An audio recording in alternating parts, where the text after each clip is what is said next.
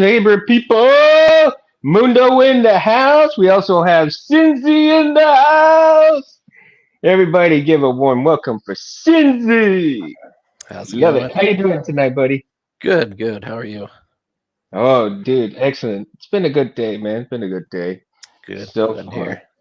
We're gonna have a good show tonight, and hopefully we'll have a few more gyms in the house. Can't wait for some other people to show up tonight, and we'll wait a few more people to jump on here, and then we'll get started, man. Got my drink in hand, ready to go, and courtesy of my daughter, Texas Honey Whiskey Liqueur. Now, don't try this at home, kids. I'm a professional, okay? My disclaimer. Professional alky. No, seriously. I only drink on Mondays. Love it. So you've been playing that game though, right? That flying game, man. That looks Oh yeah, interesting. Star Citizen. What- It's been pretty fun. Yeah, It's a really nice community. It was really cool to see how those guys just welcome everybody in. You know. a lot of crash and burn sessions there. Yeah, a lot of crashing.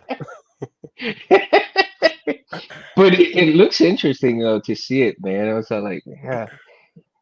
And Charlie and Peg were here. Oh, Charlie and Peg. Oh, cool. What was roughly 3 minutes, grab a beverage. Yeah, that's funny. Let's see. Jim. Okay, Charlie and Pern.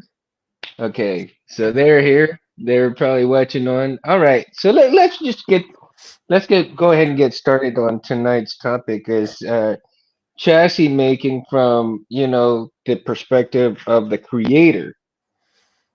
And I know I've done a few.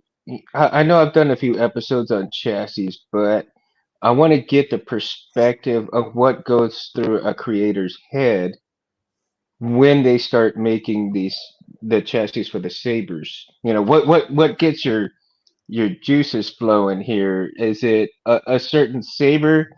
Is it a certain thing that you see once you start creating a chassis?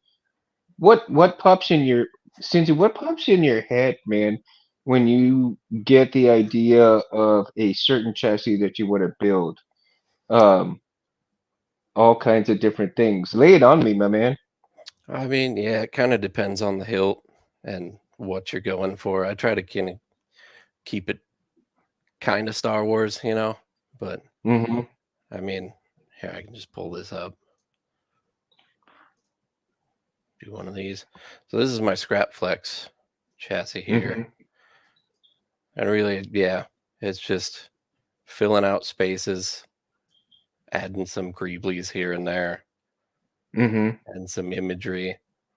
This is just Scrap Flex and Cinzy, but no one will ever know unless you can read Arabic, right? Right. As a matter of fact, I'm actually got some papers on Arabic and what the symbols mean. What the Right, lettering is on the symbols. Because eventually I'd like to make some boxes for the sabers and put right. Arabic on them, and maybe even do some firebirding, of Arabic onto the boxes and That would stuff. be cool. Yeah, I'm kind of playing around with it. Not yet, but when I get some time, because right now, like I said, I'm concentrating on my daughter's graduation from high school right now, and once she graduates, I can kind of concentrate on different projects right now. Right. Um, but when you start to make a chassis, what are you using Fusion 360? Yeah, What yeah. This program are is you using? Fusion. Fusion? This is Fusion. Okay. And yeah, it really is kind of just drawing with math, like Benji Mm-hmm. says. Like you tell it I want to make a circle at this diameter and I want to make it this long, and it just extrudes it out for you. Then you Mm-hmm. draw a couple more shapes and you're like, I want to cut into it with these shapes this far. Like Mm-hmm. it it looks a little overwhelming when you first open it up, for sure. There's a lot of tools here you really don't need to use for stuff like this, But Hmm. once you figure it out, it's really not that bad. Yeah, I've got to learn it, man, because there's ideas in my head that are bugging the crap out of me to get out, and I can't even do it. I Yeah, can't even get them out of my head because I don't know how yeah, to, to start this process. yeah, that's the And challenge. I don't. You can see what you want, but you don't know how to make it a thing. Yeah, exactly. And I'm all like, you know, like I downloaded Fusion 360, the free version, right? And I went ahead and I started just doing the circle. Just started the circle. At least I got that, right? Right. And I'm all like, It's a okay, good place to well that's start. step. Yeah, it's a good place to start. Now, when you're starting to build your not build but create your chassis, okay? In the concepts of this circle, this diameter, you do all your calculations within the chassis, I mean within the Saber itself, right? You do all your measurements first and foremost, or do you already know the measurements of the Saber and then you just go from there? So the saber, I always whip out my calipers because every saber is a little bit different.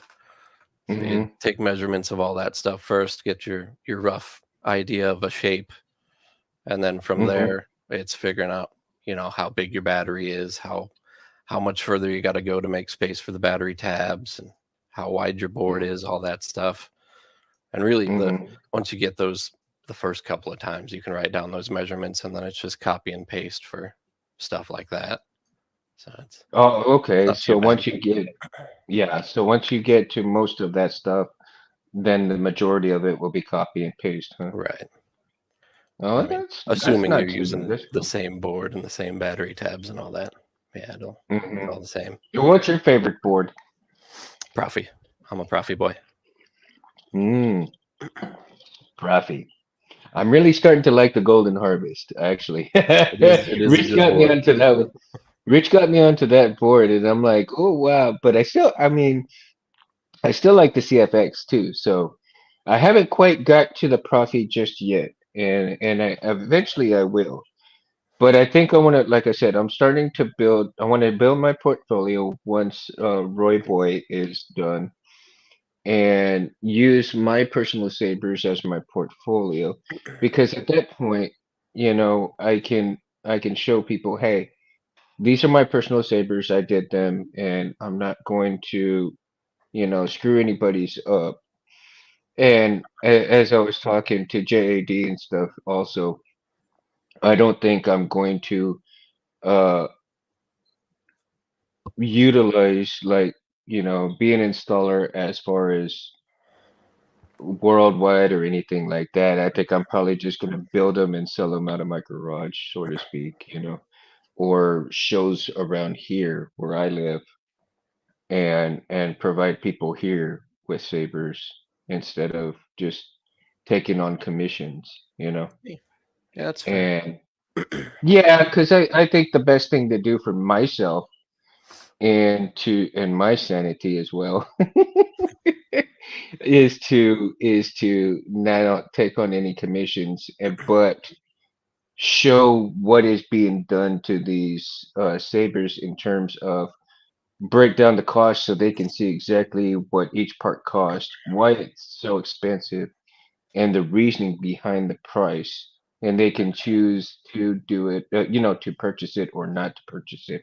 Right. Um, and it just depends, on how bad the people here really want custom made or not. So usually hardcore Star Wars fans will go ahead and purchase, so Right. I'm not gonna worry too much about that. So I don't Yes. know how much competition I do have here in Corpus, but I know there's some, Yeah. and A so lot of people don't understand how much labor goes into it. Like they're hmm expensive because there's a lot of work that goes into some of these things, and it's very hmm time consuming. on an average, creating a chassis, what amount of time did you spend on creating a particular chassis for a particular saber? Uh, let's uh, let's say if you've done a Vader, how long did it take you to create a Vader chassis? It really depends. Like, I always try to put a little bit more into it on the next one. Like, I want to Mhm. keep learning, so I try to push myself. But Right. I mean, yeah, it really depends on how much time I have too, because I could sit in here and play with this drawing Greeblies for days if you let me. Like, I mean, I got a job to go to, so I can't do that. Yeah, The exactly. the scrap flex, I probably, uh, I don't know, maybe 20 hours total figuring it out. 20, and that's from start to finish, right? Yeah, Or yeah, and I did from do some stuff on here that I've never done before. Like I put an LCD screen in here and a light strip hmm on this side. And then I hmm designed and printed another piece that press fits in here to cover the lights. So all Oh, that all okay. that took extra time to figure out how to do. That looks sweet though, man. That really looks really Yeah, good. it turned out pretty good. I'm happy with it. It needs another coat of rub and buff. Don't look at it too close. I've been playing with it. No, but it looks great. Focus. Yeah. Dude, look at that. Yeah, it turned out pretty good. Yeah. Oh man, I mean, I just love it though. The colors, dude. Oh, look at that, dude. Oh my gosh. Round OLED screens, Jim says. Camera doesn't want to focus. That's all good. I don't know, man. John! John from Collector's Outpost has stopped to say hi. Thank you, man. Welcome, John. Appreciate it, man. And for those of you who come and watch the channel for the first time, make sure you stop by the Collector's Outpost and see his awesome, awesome new saber. And I tell you, it is a beauty. It is a beauty. And Charlie, welcome. Charlie's in. He finished his workout. Are you still working out, Charlie? um, but Cindy, also one of the things also is, do you ever get to the point like when you're making the chassis, whether it be in the program or having it printed, and you just kind of get like frustrated and like, dude, I gotta stop. I gotta come back. This is irritating. I've scrapped whole What designs and started over before. really? Yeah, yeah. It happens. What I mean, what is it that you just didn't like something that was happening with pretty it, or much. Yeah. I'm a the little bit of a design? perfectionist. And like we were saying earlier, you can see it in your head, but you don't know how to make it happen. And so like there's been a couple times I've just scrapped an idea and did something different because I didn't quite like the way it turned out. But Uh-huh. it is what it is. And I think that's a common thing for a lot of chassis makers that, are almost perfectionists as well.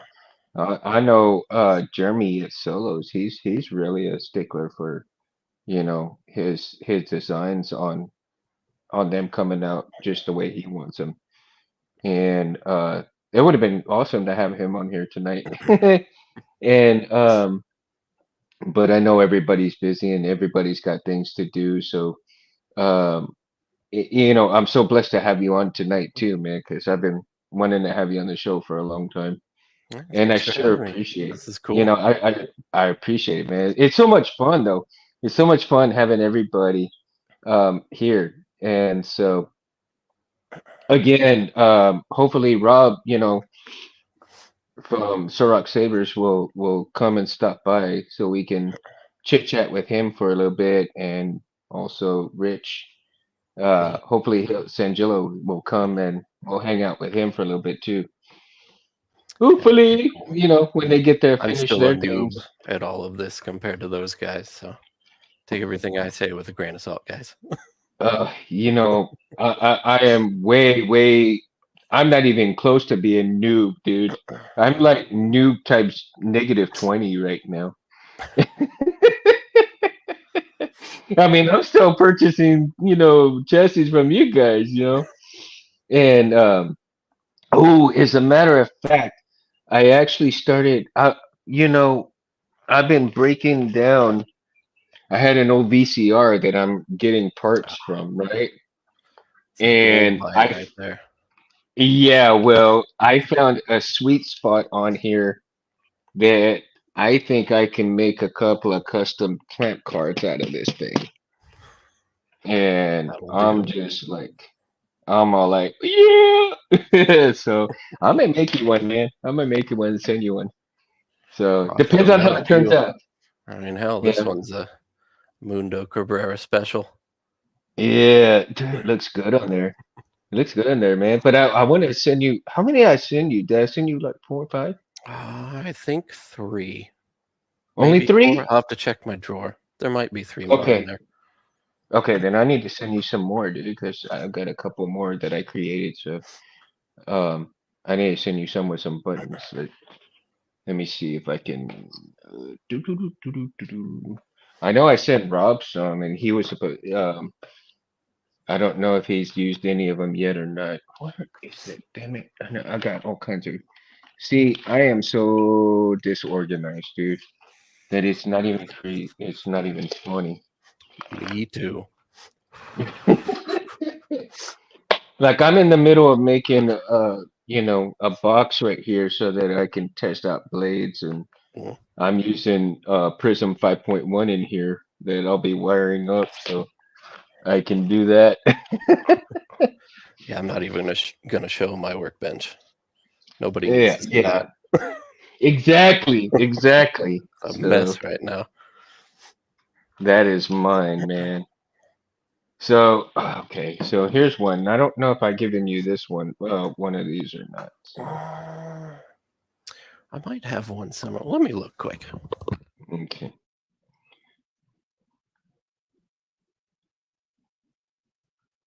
So Charlie's Ben Kenobi voice. Oh, VHS, that's me. Having a long time, right? Charlie. The horror. That's funny. Let's see here. My goodness, and I think also, yeah. You did send me 5. Oh, okay. I'll probably send you a couple more when I get a chance to, man. I just haven't had a chance. Oop. Yeah.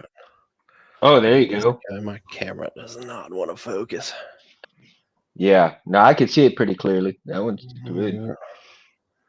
Oh, okay. Those I did send you guys. one. Yeah. Okay. And one of these guys. Alrighty. And then you So, sent me the fancy boy. yeah, oh yeah. Forgot Now about the that fancy one, boy. that fancy boy there is really super thin. So be careful Yeah, with yeah, that I one. noticed. Yeah, when I Yeah, was when I was use that cutting amp user. those, uh-huh. When I was cutting those, I really didn't realize how thin those were. And I actually had I was starting to make one for myself, and I cracked it just trying to put it, JT, welcome. A big 3D chassis guy. That's awesome. JT, I've been seeing Goth come out with a lot of badass chassis Yeah, he lately makes some too. good stuff. Oh my God. I need to get him on the show if he'll agree to it one day. That would be so awesome. Um, just like Cal, I probably would have to do a special show for him too, due to the time zone differences, right? So, Rick Ryan, if you're watching, man, hit me up, dude, so I get you on the show. That would be awesome, man, to have you on the show, man. And the crystal chambers in there. Hey, are you Have you done one with the crystal chamber in it yet? I have not yet. I want to. My next one You probably want will. to? Okay, okay. So Well, it's in not the it's up next one, here. but the one after, because I have this one to work on next.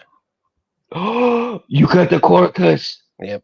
Oh, That one's getting a Benji special chassis in it, so I'm not designing that one. ooh, good.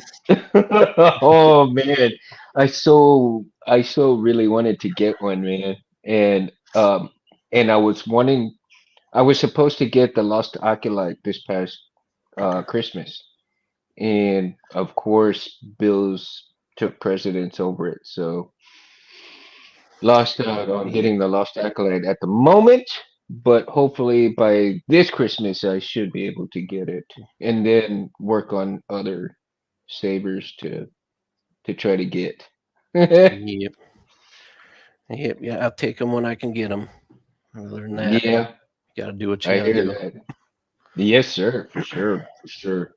Now, what kind of 3D printer are you spotting?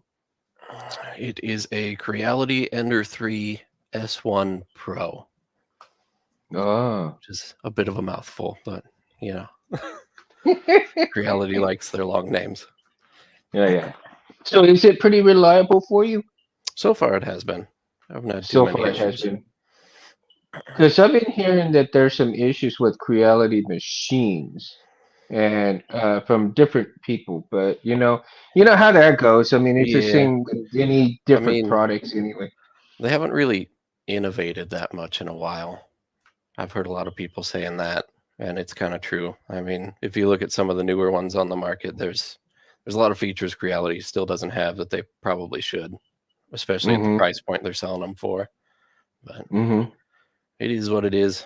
I bought it like a year ago now. Mm-hmm. So like it was brand new when I bought it, and there was nothing really crazy on the market yet. And then like 2 months later, it seemed like everything took off, and I was like, man, I should have waited. I could have bought that for $100 less, and it does more. It's like getting gas, man. You go Pretty fill much. up for like 250, right? And then by the time you know it, by the next day it's like what, $2? Like Yeah, fuck. I exactly. just put 250. It was like damn, 50 cents cheaper. Like, why didn't you just tell me it's gonna be cheaper the next day? God Yep. dang.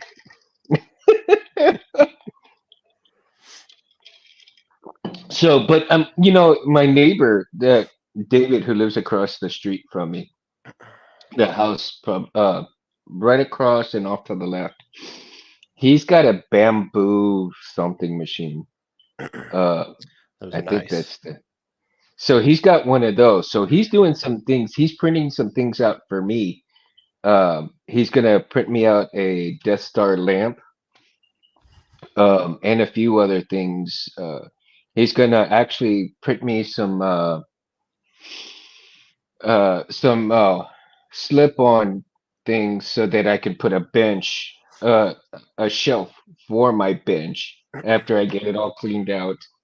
You know, I'll be able to slip those things at the end of the back of the workbench and place a shelf on there so that I can put all of my wires and stuff that I need for the builds and take everything off the workbench itself, off the regular bench. So everything will be out of the way and I have all of that room to work with. So That'll be nice. I should probably start looking into shelves myself.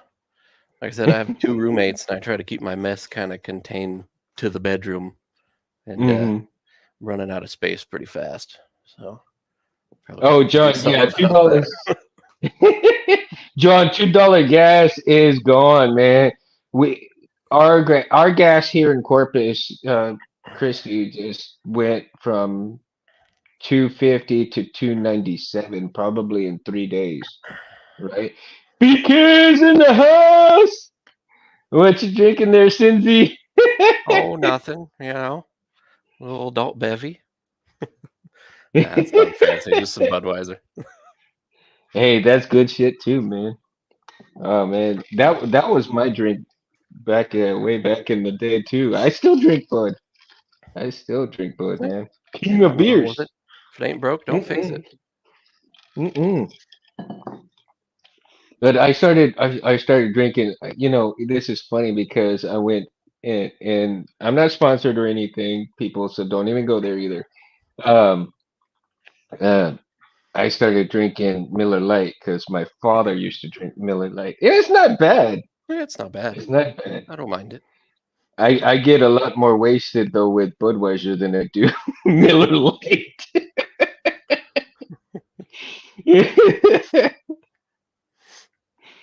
Let's see. Collector John says that 390, 369 there. Oh man, 369. Yeah.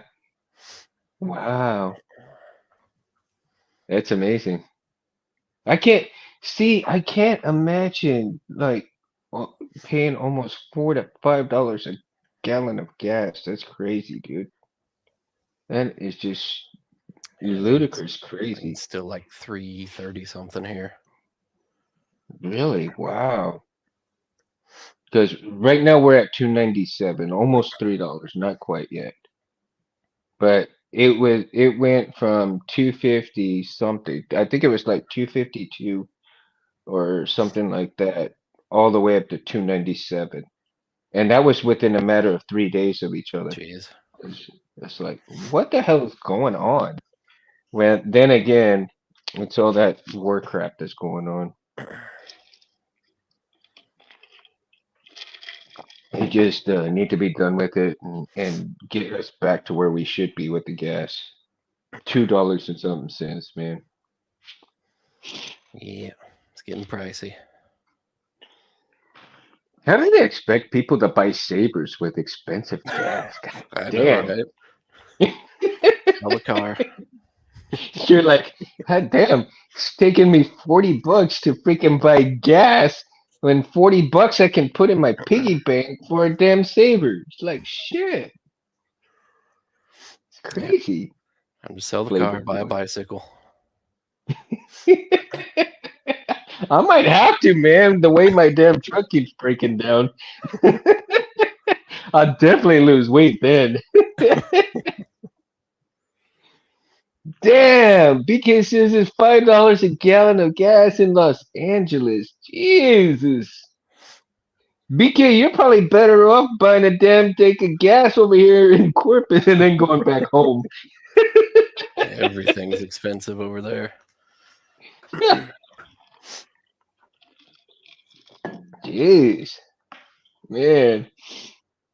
Yeah, LA is super high. Woo, man. One of these days I'll go visit, man. I need to go over there and go visit California again. I think the last time I went to California, I was like 12 years old. Went to Disneyland with my parents. No, I was what, 8 years old when I went to Disneyland. Damn. Jesus, I'm old. I think we drove through like a corner of California when I was like 16, just to say we'd been to California, but that's about the extent of it. The extent of it. Yeah. I would love to go over there though. I hear California is pretty nice to just kind of cruise and check out some of the scenery and stuff. During some months.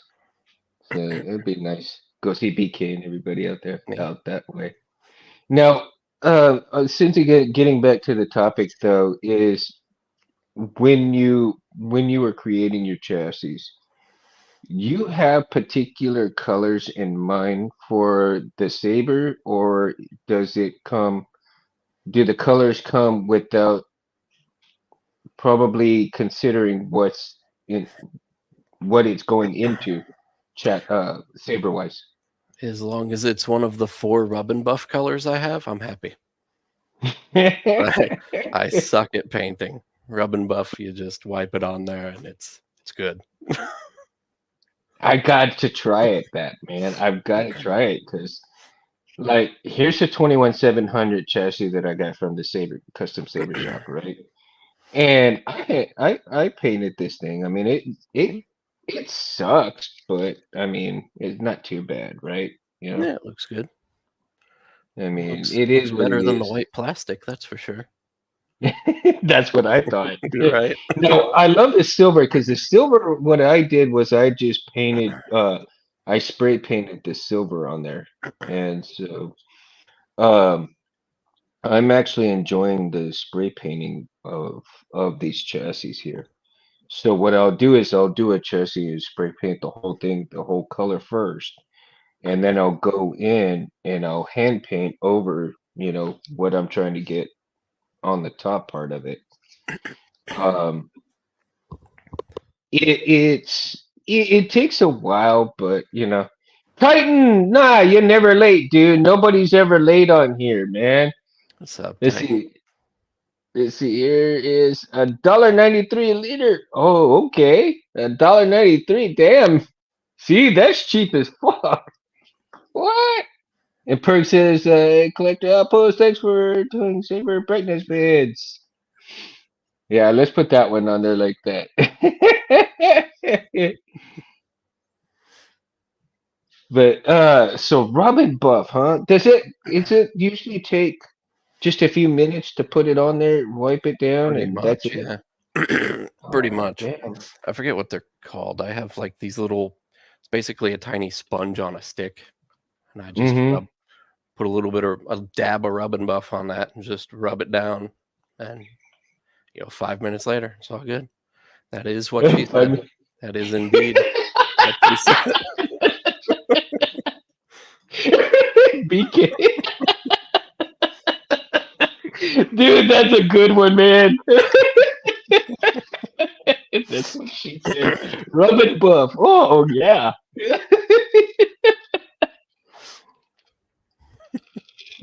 Oh, that is hilarious. See, we can only do this on the Mundo show, man. We can only do this on the Mundo show. Can't take Gotta the come in, BK guy hang out, anywhere. right? Can't take BK anywhere. Jeez. But you know what? BK would be the one you want to take with you to a bar because he'll get that whole bar cutting up or get us thrown out. One of the two. Space! What's up, Space? Woo! Mundo, love you both. Good to see you all in the chat as well. I'm about to have a meeting, or else I'll hang out more. Talk to you guys soon. All right, Space. Have a good meeting, my friend. Have a good meeting, buddy. Oh, that's awesome. I'm glad he's watching and seeing and hearing all the good stuff, man. He's so busy, dude. And I'm so, I'm thankful he's allowed me to keep the show going for him. So, I got great guests, I got great things coming up, and then, it's always so fun to do these things too. And I just wish I could do it a little bit earlier so I can get, some more guests that have a little bit harder time to come on because due to the time constraints Right. and the time zones and everything, But like I was saying earlier, that with the time zones and stuff, I might have to do a few shows, for like on a Saturday or something to accommodate some special guests and stuff. Um, but and again, I'll probably do part two of this chassis, special session. I can't even talk right now. See, and I haven't even drank that much. I probably need to drink more. That's what she said, right? Right, BK? With the rub and buff. I'll drink to that. I'd buy that for $1. Oh my gosh. Now we're doing quotes. um when creating your chassis and you're putting all these greeblies on there, what made you was this putting greeblies after you've made a few plain chassis and decided to put the Arabish on there and then said, "Hey, I need something better than this," or what got you putting Greeblies on there? I mean, Pretty sure the first one I did had some Greebly stuff on it. It was like I just wanted it to look pretty. You know, Yeah. I don't I don't really know why. It was way more work than I probably should have put into my first chassis, but yeah, you live and you learn. Well, yeah, you live and you learn. Honestly, man, if it entails a little bit more work, but it brings that much joy to it, I think it's the joy factor that really makes Yeah, you keep going and improving and doing so much more to your chassis, right? yeah, I'd agree with that. And me personally, I've just always liked learning new things. So like a lot of it's just the Hmm. process for me. I just enjoy Hmm. it Is it a relaxing process for you or not most of the time. most of the Most time? of the time. Pretty much like the game and building your chassis. Yeah, yeah. It's what would you call it? What's the word? Kind of. It's An almost like escape. yeah, it's an escape. It's kind of meditative. You just kind of zone out, Meditative. focus on one thing. Yeah, I would kind of agree with that, because when I hand paint these, um, I do see I do get that, man, because it's like everything that's going on in the world, it just disappears, right? Yeah, All the bad shit that you go through, all your problems, they just kind of disappear for that short moment in time. exactly. And and I want to say short because, 3, 4 hours can go by like 2, 3 minutes. Yeah, And because you're so focused on it. And it's like, God dang. yep. Like, oh shit, I want to do I had a, more, but I can't. I had a quarter for every time I looked at the clock and realized it was 6:30 in the morning and I have to work tomorrow. It happens. Like for me, like I tell you when we get off the show and stuff like that, and I'm still gonna be in here in the garage and I'll probably do some stuff on the Saber. It'll probably be about midnight, 1 o'clock that I'll go to bed, and I gotta be at work at 8 o'clock in the morning. Like I'll get about 4 or 5 hours sleep at most, and do it all over again the next day. But oh man, that's just nature of the beast, but Yeah, fun. it's You the know, name of the it's game. yeah, it's given. It's a given, man. It's a given. Um, but also um in creating some of those, what chassis do you kind of do you look for? What's your favorite part of the chassis making process in terms? Do you have, is it the sketching part of it? Is it the actual printing of it? Is it the um kind of like a combination of everything? What's your favorite part of it? Probably the install for me. Like going through everything to get the chassis to that point and then watching it all come together into one thing. It's, Hmm. it's very satisfying. That's probably my favorite part. Felicia says, do you hand sketch your ideas first or just jump straight into the computer? Straight into CAD. Straight Start in there. start making circles and tubes and see what comes out. Hey, I can make a few circles and tubes on paper. Don't ask me to draw because I can't draw for shit if my life depended on it, man. I tell you, it's funny. But what what what kind of chassis have you not made that you're wanting to make? Mm, I mean, still one with a crystal chamber, like we were talking about earlier. Still need to do one Hmm. of those. Uh, I don't To know. put in a particular saber besides the Corcus there. Jim's all beep beep. Me, I would also like to get an acolyte at some point. I Yeah. like the Kara acolyte. Oh my gosh. Speaking I'd of like to make something for that. acolytes, have you seen Jim from Tirfon Orbital's Yeah, chassis for it? Oh my God, he did such yeah, an awesome job on that thing. I mean, He does just an awesome job on everything. I love all of I his stuff. know he's such a master with it. I mean, geez, the time that he takes to make, to sketch out those chassis, and his videos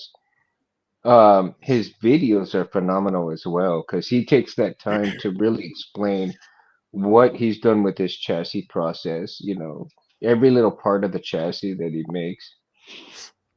So, Jim, if you're watching, man, I mean, kudos to you, dude, and I had asked him to be on the show once, so hopefully maybe in the future he'll have some time to come on.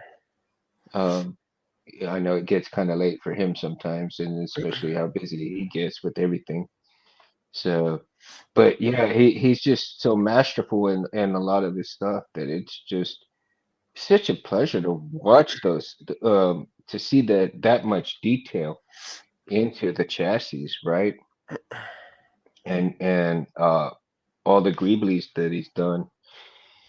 Um, and do you think that it is harder to stay when chassis creating? Do you think it's harder to stay apart from everybody else in terms of how you perceive what your chassis should be, as opposed to anybody else, in terms of uh, creativity onto the chassis?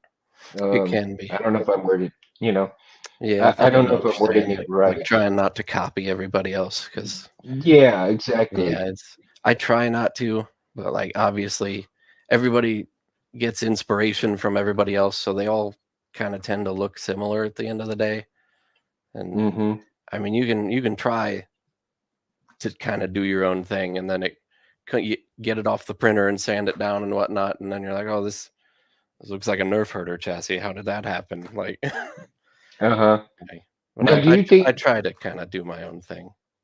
right. Now, do you think that some of these creators also talk to each other and say, "Hey, would you be opposed for me putting these lines like this? Would that be intruding on your, Mm, on Probably, your chassis?" probably. I That hit would up give more Jeremy. risk. I hit up Jeremy when I did the scrap flex because this is very much based on the two that he made and sold like I don't know Mm-hmm. 6 months ago at this point, and just Mm-hmm. made sure it was okay with him that I did something very similar. Mm-hmm. Not trying to step on anybody's toes or anything. But yeah, in my Well, experience, yeah. most everybody's pretty cool about it. They're like, yeah, whatever. Well, I think it's a respectful thing to do Yeah, is get a hold of them and say, "Hey, this is what I've done. Would you be opposed for me doing it?" And if you are, I can change it up, yeah, but the exactly. the respectful thing would be to get a hold of the creator and say, look, it's almost similar to yours. I wasn't trying to be, but it happened, and are you okay with it, or you're not okay with it? Right, Or like, exactly. okay, like the Mamba Saber, the whole saber is like a skeleton chassis. Yeah, that's interesting that you say that, Jim. I never thought of it like that, really. I never thought of the Mamba Saber as a skeleton chassis. You know, it's good to see respect between players in the community. I think that's a big part of everything, you know, because if you're going to print something and you're going to do something, and especially if it looks kind of similar to theirs, I mean, it would be more respectful to even just get a hold of them and say, hey, is it okay? And as opposed to putting it out there and saying that it's a snake skeleton. Yeah, Jim. Um, that it's mine. I created this, but then you see all these different things that are from different makers, but it's on your chassis, right? And so it's like, but you didn't even ask permission to put it on there. So how can you say it's yours when you see a certain part of design on the chassis, but yet you copied that, And like you said, most people would be cool with it if you talk with them instead of just throwing it out there and saying it's yours. Yeah.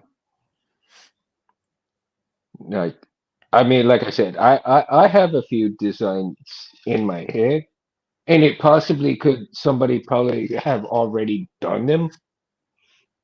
So I would need to go and talk to people and find out, hey, have you already done this? Have you already done this? You know, before I get anything printed out. Like I got, so I've got, I kind of sketched something out a little bit at work. And I think tomorrow, Cincy, when I get a chance, I'll kind of take a picture of it and send it to you so you can see what I was kind of thinking, so to speak. Um, and it could be, you know, different. And then again, I don't know if anybody's done what I was thinking. So if you see something on there that might be somebody else, then let me know so I can get a hold of those people and say, hey, look, this is what I just sketched up. Do you have that? You know, if they say, no, you're good to go. All right. Yeah. Get it printed out. Um, and Rich, he's done some freaking awesome badass chassis, right? And I especially love Sure. him for doing Roy Boy chassis. Right now, I've got all these damn wires all over the place, but you know, this is the Roy Boy right here that I'm had to take apart and redo and all that good stuff. But you know, hand painted this thing. It was just all black, and I really wanted to make sure that it was worn out type look, right? So you've got the silver and black with the copper on the inside, and the what is it, aged gold, so to speak, right here.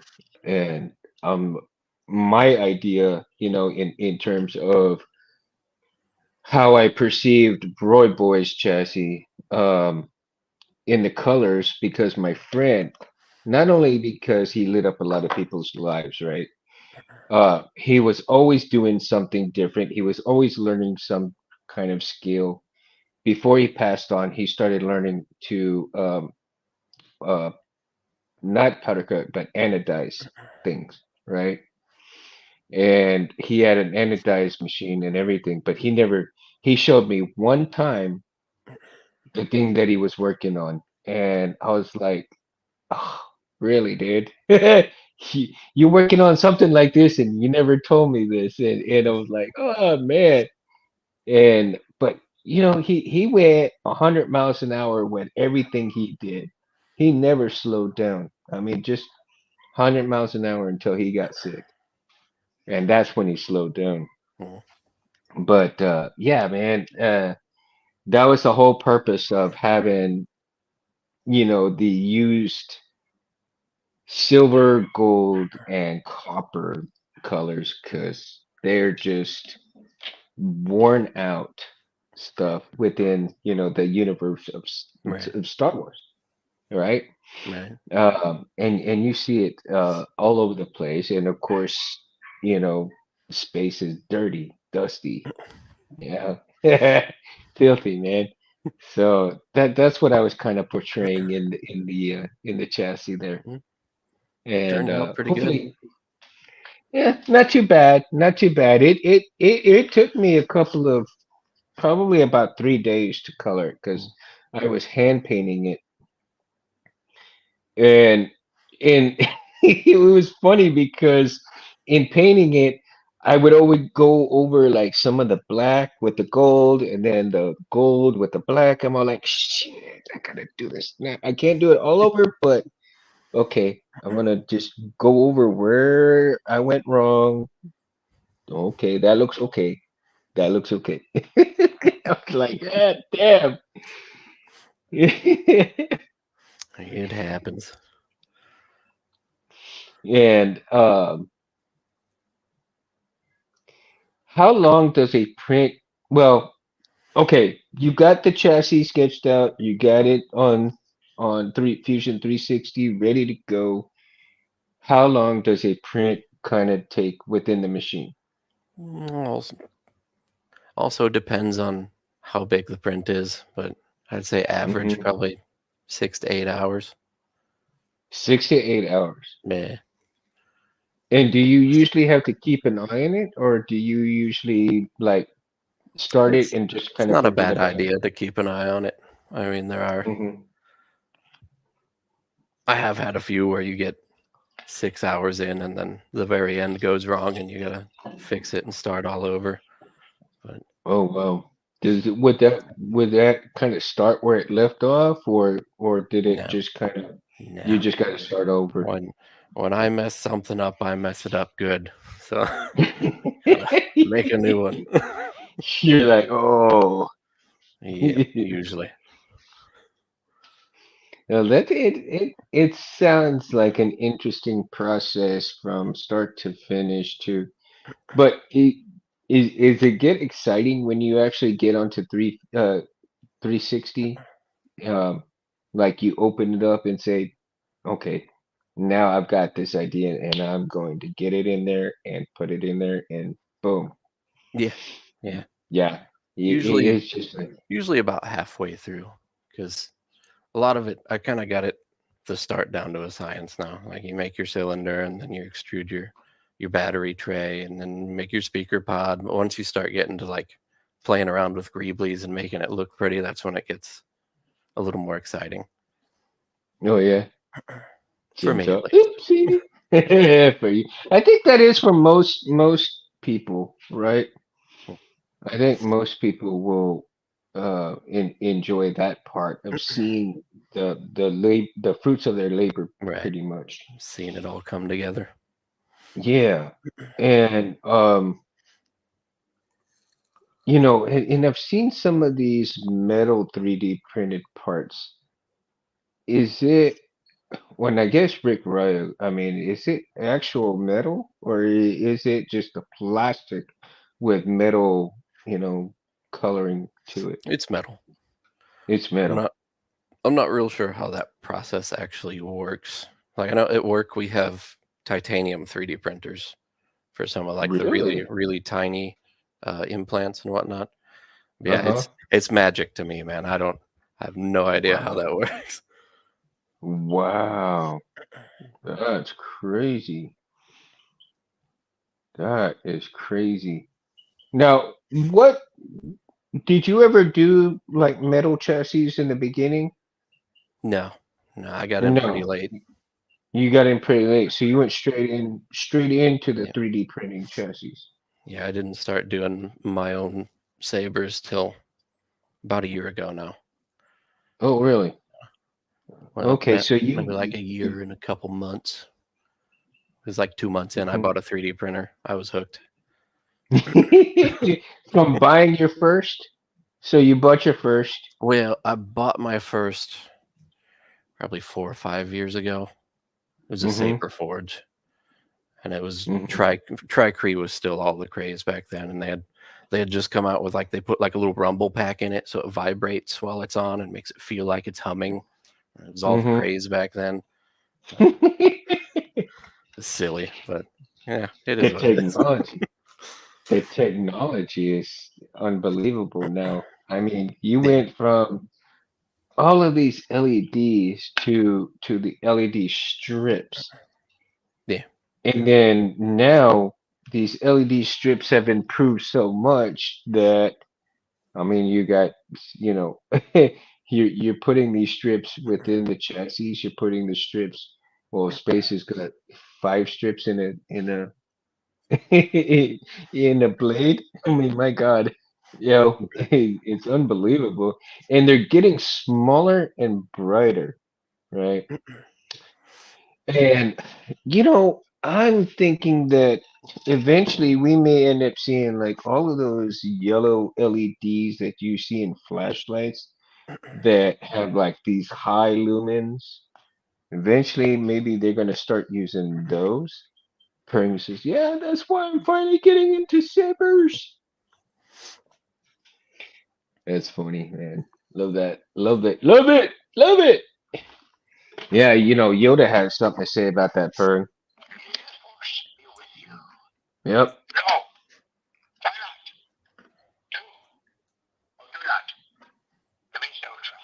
Right.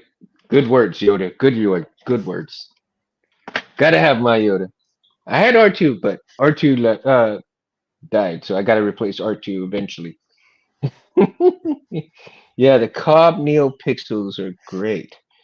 Now, Cobb NeoPixels, I don't think I've seen those just yet. Well, I think Space uses them in his blades now.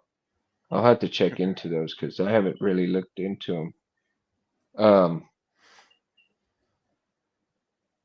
Now, Cindy, do you plan on putting like those? Are you going to continue using the LED strips into your chassis? Probably, probably. I mean, Probably. why not? Like I know how to do it now, and it just adds a little extra flavor. So, how much room is between the chassis itself and that strip of LEDs? Like maybe That's couple a of good question. millimeters, maybe about half a millimeter or so.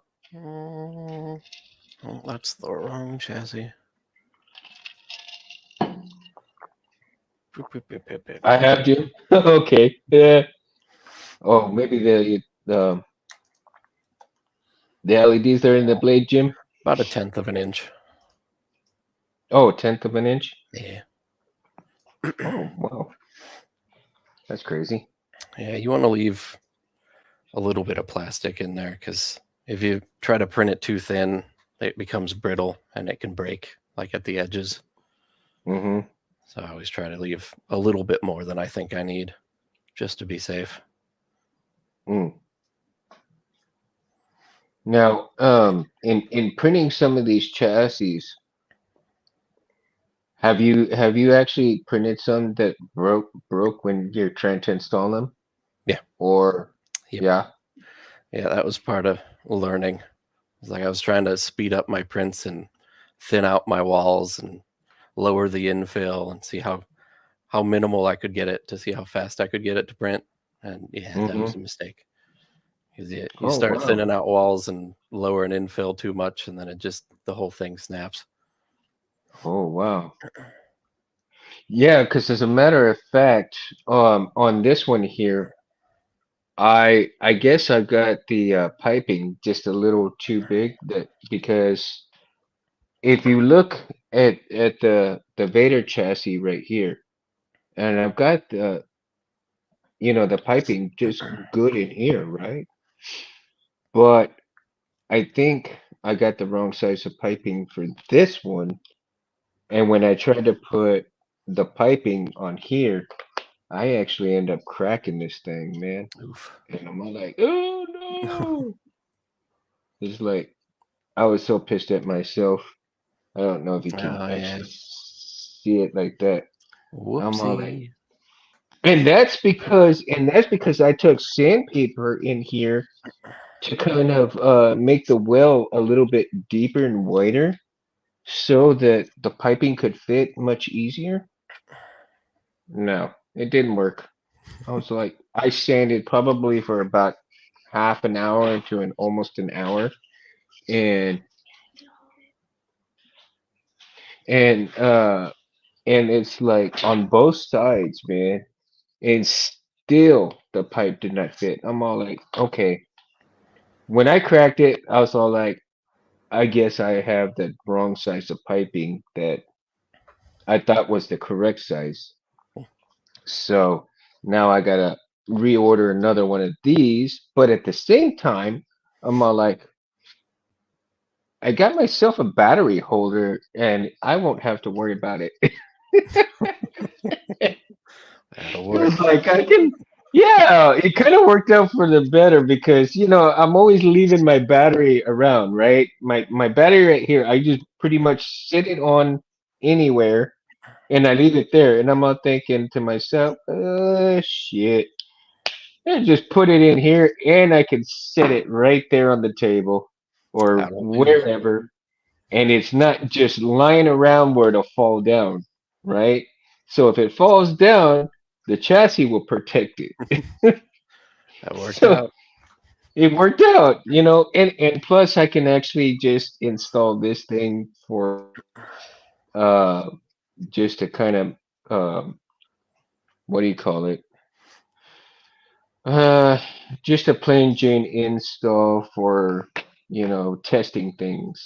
So, like I said, I've got that box with the Prism 5.1 that I'm kind of wiring up, and I can probably use this to wire it up for battery test, um, batteries and other things as well. So it's more useful on different things, different applications, right?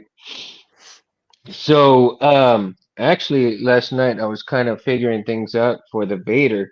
Now, this paint job that I did on the Vader worked out pretty damn well because, like I said, I spray painted this one and it turned out pretty damn good. So, and that's a silver and gold kind of chassis, right? Um, and then of course with the crystal chamber right there. And let's see here. Do, do, do, do, I really do. like the mix of the old style rods with like new style 3D printing. Well, yeah, I'm glad you brought that up, man, because I think we're going to see a resurgence of like half and half. Uh, Even though a lot of people are seeing, a lot of the plastic chassis come out, there seems to be a craze where, they're putting the rods, the brass rods in there and putting metal, you know, pieces, um, as far as, crystal covers and battery covers and so forth. And I think we're going to be seeing a lot more of that come through. Let's see, Titan says, how difficult is it to measure the inside of the sabers so that everything lines up on the chassis, buttons, lights, etc.? Oh, Again, depends on how intricate the hilt is, but most of the I would time it's not say too bad. Unless you're dyslexic like me. I am.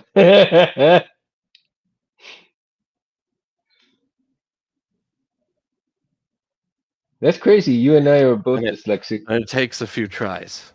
Like, this is the part no one sees. Just a whole mess of failed experiments.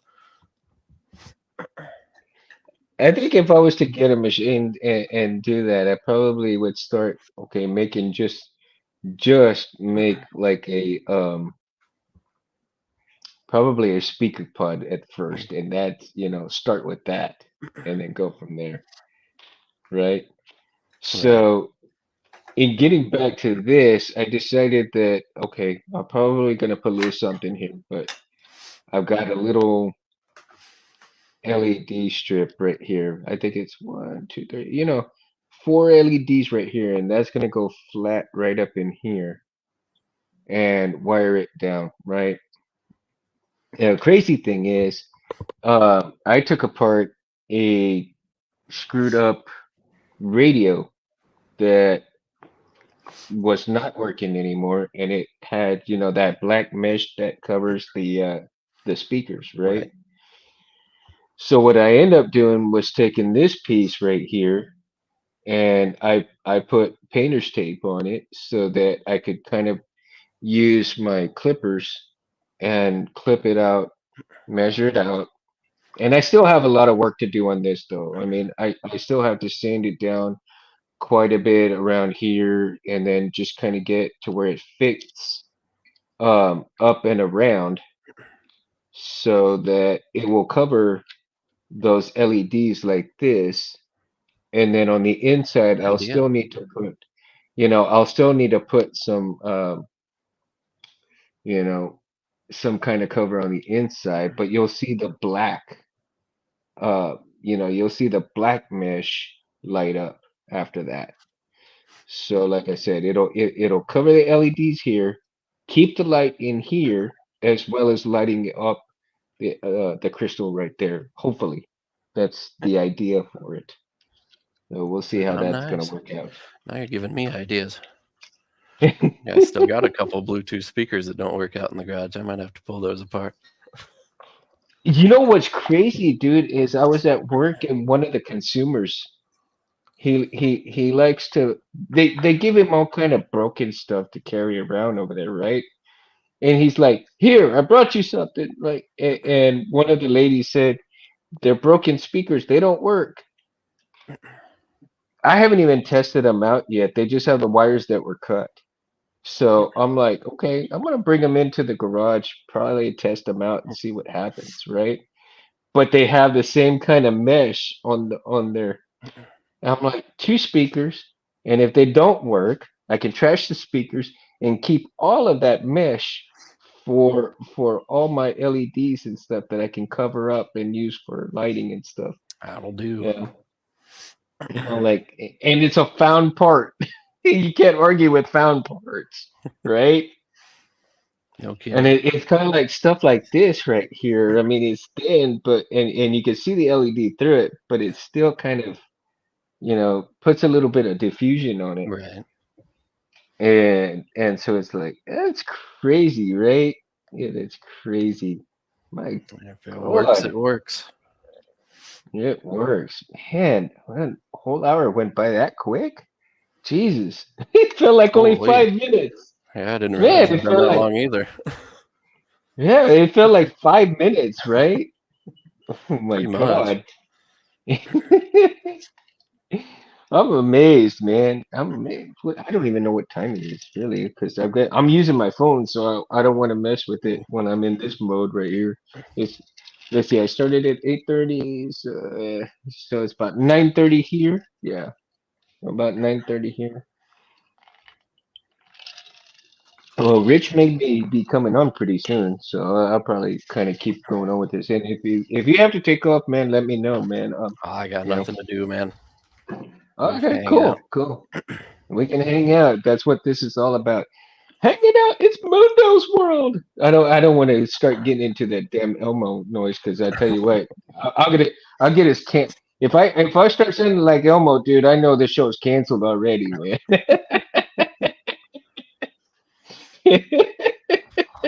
I'll definitely have to drink the rest of the bottle if I start making Elmo Right. noises. Shit. Fully um, waterproof saber. That would be cool. who's that? Oh, someone. Jim. A fully waterproof ship. But yeah, that would be badass. I think I don't know if there would be actually a way to do that and be vented without. Well, I think the only way possible would be to probably shrink tube it with some kind of way to externally put out the heat. I don't know. Maybe it would be just a very short underwater, saber thing, because it'd be really hard for the LEDs, well, the pins, because it would short out the minute the water hit the pins, you know. But Jim, I mean, that would be interesting as hell, though. That would be very interesting, That would be very scary. The first time you right? chuck it in the pool. Oh, can you imagine? I mean, you probably could have a couple of thousand. Oh, Rich says he'll be on in a few. Awesome. Awesome. Um, it's can you imagine? You probably have a couple of thousand gray hairs the first time you even get it close to water, right? You're like, fuck, could I get shocked? I mean, like, am I gonna get electrocuted here or what? Am I gonna blow the battery the minute the water touches it? I wonder if they would have to be like special PCBs, maybe some. I think probably the pins would have to be kind of plasticky, so to speak. Um, I mean the ideas are endless, right? Indeed. Yeah, the bleed would be hard, Jim. I'd imagine it'd have to be non-removable. I would say so. I would have to say so. But even then, even still, because you would have to probably have silicone so that no water could get inside the blade. You would probably have to have silicone along enclosed in the pins if you're not going to have the pins, What if you know, instead of a foam different. diffusion, you just fill the blade tube with clear silicone and then run the Mhm. LEDs down the inside of it? So Oh that way yeah, it solidifies around everything, geez, maybe. And you get a little maybe. diffusion from the silicone. Wow. I don't know. Have a liner inside the saber protecting electronics. Titan, yeah. The liner though, that's the hardest thing because even though you have a liner, you always there's always that little centimeter of crack in it or openness that just one little drop of water can get in there and screw everything up. What is that But even stuff? then, There's silicone something. around I can't remember what it's called. There's something like extreme. You're like see like extreme overclockers, like overclock CPUs and PCs to like way beyond the. what they're supposed to be, and they have like full-on refrigerators on the CPU to cool it down. Oh wow. They that causes condensation, and there's something they coat the motherboard in to keep water from getting into the circuitry. I forget what it's called. You could Well, probably coat everything in that and be all right to an possibly. Well, extent. like JAD said that you can use nail polish to coat the inside of the saber so that if wires touch the inside of the saber, you won't get your shorts, right? That could work, Um, yeah. so you could have a cylinder with probably a coating of the silicone on top of maybe the inside of the saber coated with the nail polish. And how to waterproof it from the outside though, and then have the button. Silicone Hmm, grease, 'cause that's what it is.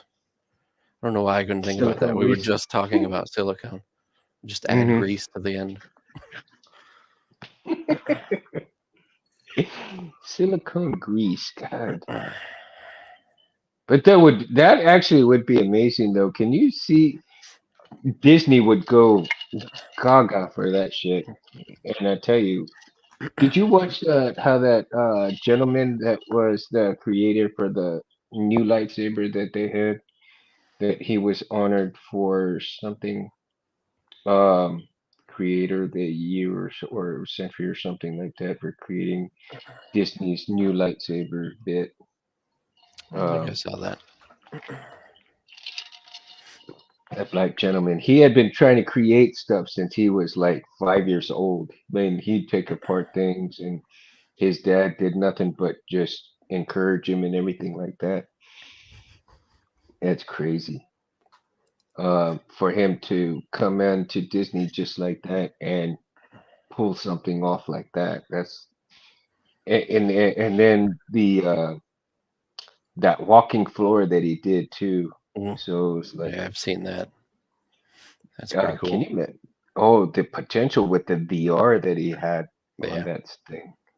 He and VR, I love VR stuff, man, because that's just crazy stuff. Do you when you're playing your game, is it in VR or is it just on the screen? No, it's just on the screen. I have an infrared eye tracker that also tracks Hmm. my face. So like I can look around and it'll move my head in game. So you can look around Mm. that way. You ever play the game and then start thinking of chassis while you're playing the game? Sometimes. Sometimes. Really? It's Yeah. like, fuck, I didn't do an afterburner chassis. Yeah. Yeah. That and Star Wars. I think about Star Wars a lot while I'm playing it. Really, it just makes you feel like an X-wing pilot most of the time. Yeah. Like even the creators of the game are big Star Wars fans. They have Mark Hamill's like one of the main characters in the single player campaign coming out. So Oh, really? Oh, wow. He has, I think, he was supposed to come to San Antonio not too long ago. Um, and then I think his schedule kind of changed it out.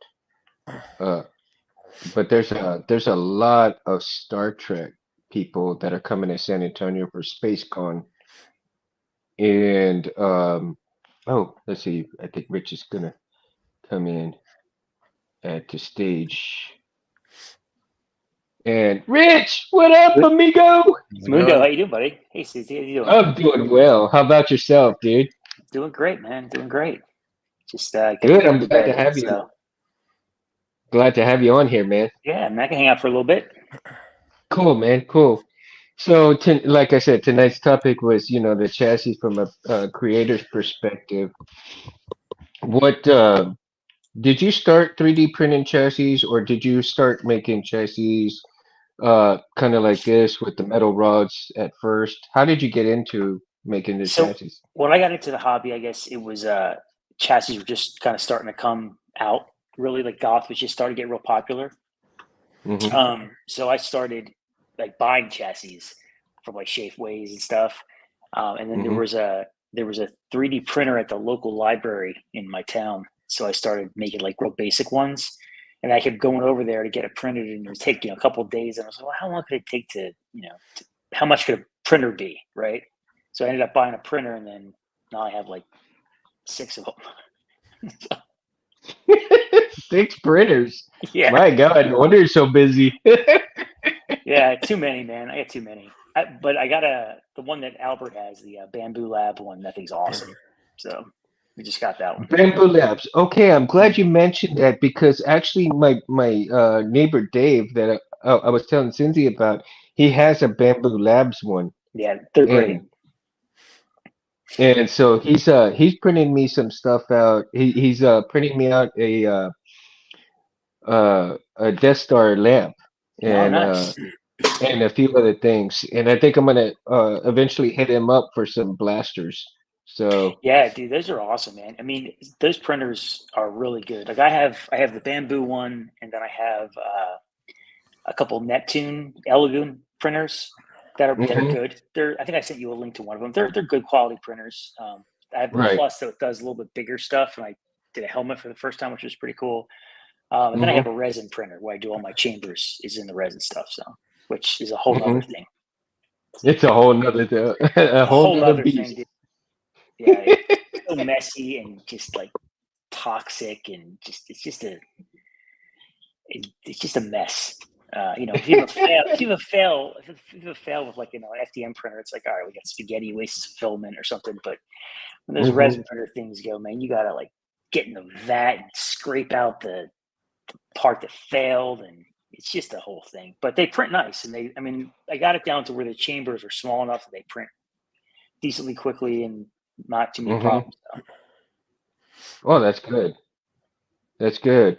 See, and I'm glad you're saying, you're mentioning these, and like since you were saying that, some of the problems that come with the 3D printers, with making these chassis and stuff, that it not only the time consumption, but Mm, the problems that go along with it, because I want to bring some awareness for the newbies that come in and that are wanting to buy the printers and everything, and from the creator standpoint that it's all not shits and giggles, for printing some of these stuff sometimes. yeah. It does take time, and you do have to learn, the learning curve that goes along with it and so forth. There's a Um, big learning curve, but I will say though, if you're going to be in this hobby for a long time, a 3D printer is a must. mhm, It just is, because not even just from the chassis perspective, like you're printing your own chassis, but like little tiny parts for like plungers that you want to make, or like you need a spacer for like an MHS hilt that'll like separate it so it looks like it's like a cutout or something. Like little things mhm, like that make all the difference in the world. Uh, So, and they're yeah, affordable now. Like even like an Ender Pro 3, like was really popular years ago. mhm, They're still around. People still use them. There's cheaper, better ones now that are kind of built off of the same platform. Like those Elegoo ones are really good. Um, mhm, but it's like having a really good soldering iron. You need a good printer like to have to be able to print stuff. mhm. Now, well, what is are you using Fusion 360 as well, or do you use a different No, program? I'm I'm so bad. Like, so I've been 3D modeling and animating for years. Like, I've been around it. Hmm. So I use an old program called Lightwave. It's a animation Like, software from like it was really popular in like the late '90s. I mean, hmm. there's a 2024 version of it, um, but I just knew it so well that I just kind of started just doing my chassis in that, and it's it's not great for it at all. You can't do a lot of the detailed stuff that you can in Fusion. I just don't have the Hmm. time to sit down and just learn it for like the little greeblies and stuff Hmm. that Benji does and those kind of things. Those are cool, but I'm able to get detailed as I want to for my chambers, which is really all I really care about when I get into the Hmm. the nitty gritty stuff. The chassis, though, it's my favorite part of saber building because it's like it's every hilt is like a puzzle. You're just trying to solve it. Like how can you make it work? It's like because it really becomes your own. And what Uh-huh. I'm doing right now is I'm like going through all my old installs and like taking them out and redoing chassis for me, like reinstalling them just to make it better. That's part of the fun, right? It's part of the fun, man. I go through. I'm like, all right, I'll take that one apart. I'll do that one. I like that loop. I'm gonna get that one. So it's just you learn new techniques. Like I was kind of not anti removable battery when it first came. That really got popular. Like, when I first Hmm. started in the hobby, it was all recharge ports and wired batteries. Like that's all anybody ever did. So I was kind of hesitant to go to removable batteries. I liked like the recharge ports because you have more options about where you want to place the battery, and you can kind of do a little more intricate stuff with the chassis in that case. Um, Hmm. but then I switched over. Now, like removable chassis are really popular, which I mean, they have their place. I don't really like them all that much, especially with crystal chambers, because I like opening the hilt and having that that piece of machine that looks like it's all Hmm. part of it. Pulling out like a core is like, well, that's cool. I mean, like Goth has some stuff that's like out of this world. Like all the stuff for Oh KR, yeah. like his stuff, like his new stuff, like the removable chassis for the KR hilts, those are awesome. But I think I just miss having that just art piece just displayed with Hmm. like I have a Graflex that I have kind of like opened, and like the middle part is like the chassis, and it just Hmm. adds so much to me versus than having like sitting next to it. But I met Goth actually at Rick Ryle at Celebration. Really? I just gotten out of they had this really awesome installation for Mandalorian, Hmm. and we had gotten in, and we had just gotten out. We were in like the gift shop area, and I had my saber, and I turned it on, and I twisted it off. And this guy comes up to me, taps me on the shoulders. He's like, "Hey, can I see your saber?" He's like, "Is that a custom saber?" And I was like, "Oh Hmm. yeah, it's it's because you could tell by the twist." And I was explaining it to Hmm. him a little bit, and then he had the Regis, the KR hilt, the Regis, Right. and Uh-huh. he opened it up and he pulled out the chassis, and I was just like, "Wow, that's like yeah, there you go." He goes and he's like showing it to me, and it's like it's the Goth chassis. I'm like, "Oh man, you got the Goth chassis," and I was just like, are you got 3D design? He's like, yeah. I'm like, oh my gosh. So I was like such a fanboy. He was Oh wow. super nice. He was super nice. And I just missed Cal. He just like ran out to get Cal has a really good story about meeting John Favreau Uh-huh. at that particular exhibit. And it was Hmm. at that moment where John Favreau was in the other room and Cal just ran out to get his Ray Hill to give to him. So I just missed him. And then he must have come back and they Wow. had the picture with Favreau. I could have been like in the picture. He was right there. Oh We're wow. like My minutes apart. goodness. But I did finally meet Cal though at the park, which was really cool. He was really, really nice and had his blades that was like super bright. So I'm awesome. I'm I'm hoping one of these days I can get Rick on here, man, because uh He's you know, he's an artist. I mean, it doesn't get everybody is like at one point people were starting to catch up to him. Then he like just took it to like another level with like all like the removable yeah, crystals and the spinning chambers and all the stuff. It's just like yeah, dude. I saw that, man, and I've seen the evolution of his work, Oh yeah. and well, just the evolution of any chassis it is unbelievable, right? And Cynthia and I were talking, that uh just having the idea in your head, putting it into the computer, Mhm. and then going from there, doing the prints and so forth. You know, just the technology that has gone from year one to now, from Oh when yeah, Cincy started, uh, yeah. I kind of think of it as like, exponential. oh, it's even just with like the connectors that they've, the Pogo Pin connect. I mean, Dimitri's stock has always been on the forefront of all that stuff. Hmm.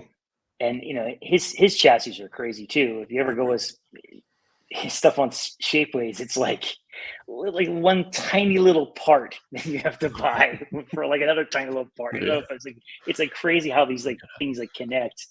But Buy I actually 400 always go parts for one to chassis. their sites, to the Shapeway stuff, and look at Goth's chassis and just look at his designs and see how he's doing things and get inspiration. Hmm. Definitely inspiring to look at his stuff. It's super cool. It is super cool. Chet Osborne, welcome, buddy. So, Glad you Chet, made it. So, when you started making your chassis though, did you feel when you made your first chassis, Mhm. how did you feel at that moment? Like, did you feel the sense of accomplishment? Did you think to yourself, okay, I made this, but now I can do better? What was your initial thought when you first made your first chassis? So I'm trying to remember which one was my first one. It's probably an MHS hilt because I still love making the MHS chassis. Um, Mm-hmm. it's become kind of such a fun part of the hobby, like I was saying, because you really is trying to solve a puzzle of how you Mm-hmm. want the components to be laid out, how it's going to be structured, what kind of type of hilt you're looking for, something that's like flashy or display or for fighting. I think Mm-hmm. actually what it was, I was doing when I first got in the hobby, I started in Dallas. We have an LSL league, the Light Speed Saber League. Mm-hmm. So I was doing that for a bit, and I was making chassis for the hills I was fighting with. So they were pretty durable, heavy duty chassis. That they were, because they had to hold the battery and the components safe while you were Mm-hmm. bashing your hilts together. But as I got into it more, it became just what else could I do? Can I take it further than the next hilt and the next hilt? And that's why I'm going back and redoing a lot of this stuff. And then Mm-hmm. once I got into resin printing, it was really fun because I never liked ordering the stuff from Shapeways because I always found they're so overpriced. I thought the same thing. What They about you, are. Cindy? yeah, they're pretty overpriced for what they are. I mean, if you want to get a brass or something like a metal, that's really cool, Yeah. and that looks Mhm. amazing.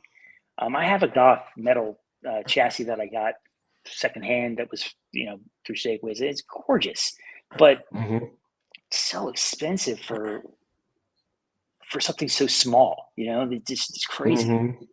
And it takes like 6 weeks to get it, Yeah. which is another thing. It's like, come on, man. It's like, who's got that Right? time?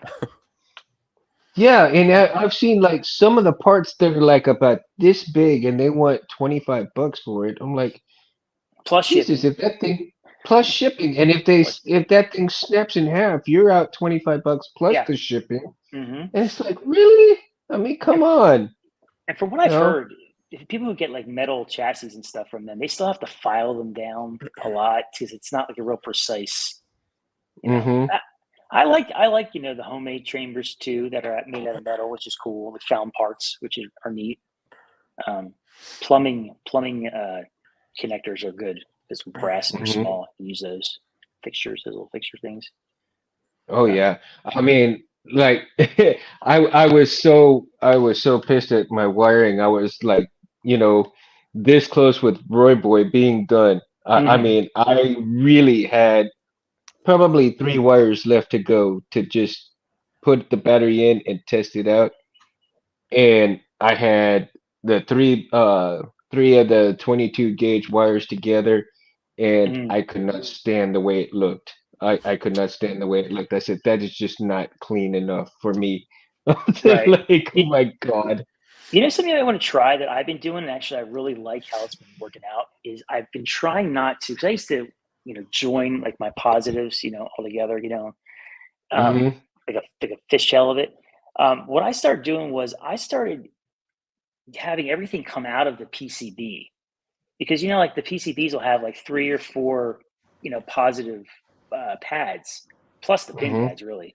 Um, So Mhm. I'll do 122 up from the battery to the PCB, but then I'll Mhm. run like 2 or 3 28 gauge wires down back into the hilt. One will go to the crystal chamber, one will go to the board, one will go to a kill switch or whatever, and it makes it real Mhm. clean because the wires. I mean, when you go like from the PCB down, you have all control over how much slack you want to give it. So you can give it like almost no slack, and it really makes it tight. So Really? keep your wires clean. Give it a shot. I might have to do that because, like I said, I even took out the pins, man, because I was Mhm. like, I couldn't stand it. I really couldn't stand it because I want to improve my wiring within the Sure. chassis, you know, Yeah, try that and because you'll so you'll have a success with it. Because it's just, I mean, they're all connected. So it's not like it's got to be a different place where the positive connects. It's anywhere it'll light it up. Because right. I used to even do multiple positives off of like the battery tab. You put it in there, Hmm. one would go to and then even that got too bulky, right? Because you have so many things, but just run it up and then run it back down. It's super clean. Yeah, one of the things that I actually had to do. Hey, Tano Sabers, what's up, man?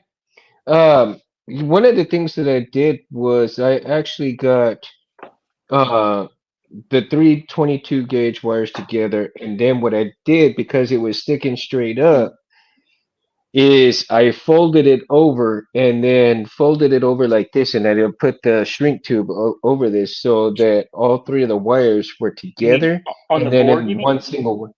Not on the board. I haven't put it on the board yet. I just ran it from the um the kill switch. The what do you call it? Right here. Well, the only My one you need to have 22 is the battery it's the to the pins and PCB. So that's it. battery to the And then PCB. and then for the negative, you got to go negative to the 22 to the board, and then 22 coming off the board. But Hmm. you can give 28, 30 for power on almost anything. I mean, Hmm. it's just the one definitely coming directly from the battery to the PCB is the most important one. And Hmm. then your 22 for the negative two, which is but even for the golden harvest, another thing that works well because those pads are really big Hmm. is take a resistor and like put stretch it across the three pads, the thin resistor thing, and you can solder those really quickly. Then you can just clip the end of it off, and you'll have the three pads bridged, and you just put a 22 of one of them on any of those three, and you're Yeah, good. I did that. As a matter of fact, Okay, I did that because I took your advice on that, okay. and I'm glad that I told you I that. was, yeah, and I was really impressed with that, man. I mean, I didn't have any troubles soldering all of that Mhm. together, so that was really cool, man. I appreciate the advice on that. Oh yeah, I have a So, bag of the old resistors you used to have to put on the red for Tricree. If you remember that, you always that's the one. yeah. You had to, so I had like a bag of these big ass resistors. So I was like, all right, let's use these pins. But that board It's is really fun. cool because it's flat. You can just kind of just lay it down on it, just hit dab dab Hmm. dab, and you got it, and flip it with the flathead or flat clippers. Yeah, so with the pixel with the micro pixel that I have right Mhm. here, right? So I'm just needing like the blue wire is what's going to all the green wires of the rest of the LEDs, the pixels, the pixel that's Okay. here and then the Mhm. pixel that's going to go under my button board, right? Right. So the pixels that will go in here, they will all come together, and I believe I'm going to wire all of them up to the blue since the blue is the out and is supposed to be in series with the rest of the LEDs. Yeah, if you're And gonna go straight through, you could do it that way. But right, you have to and go then from the in to the out to the in to the out to the out. right, and then I believe then the big green part, the rest of the green will go straight to the board onto the data line, I believe, right? Or is it all of the greens?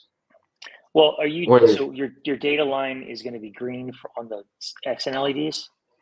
Okay, see, this is where I'm getting confused at because all of the greens Mhm. that on my accent LEDs, right?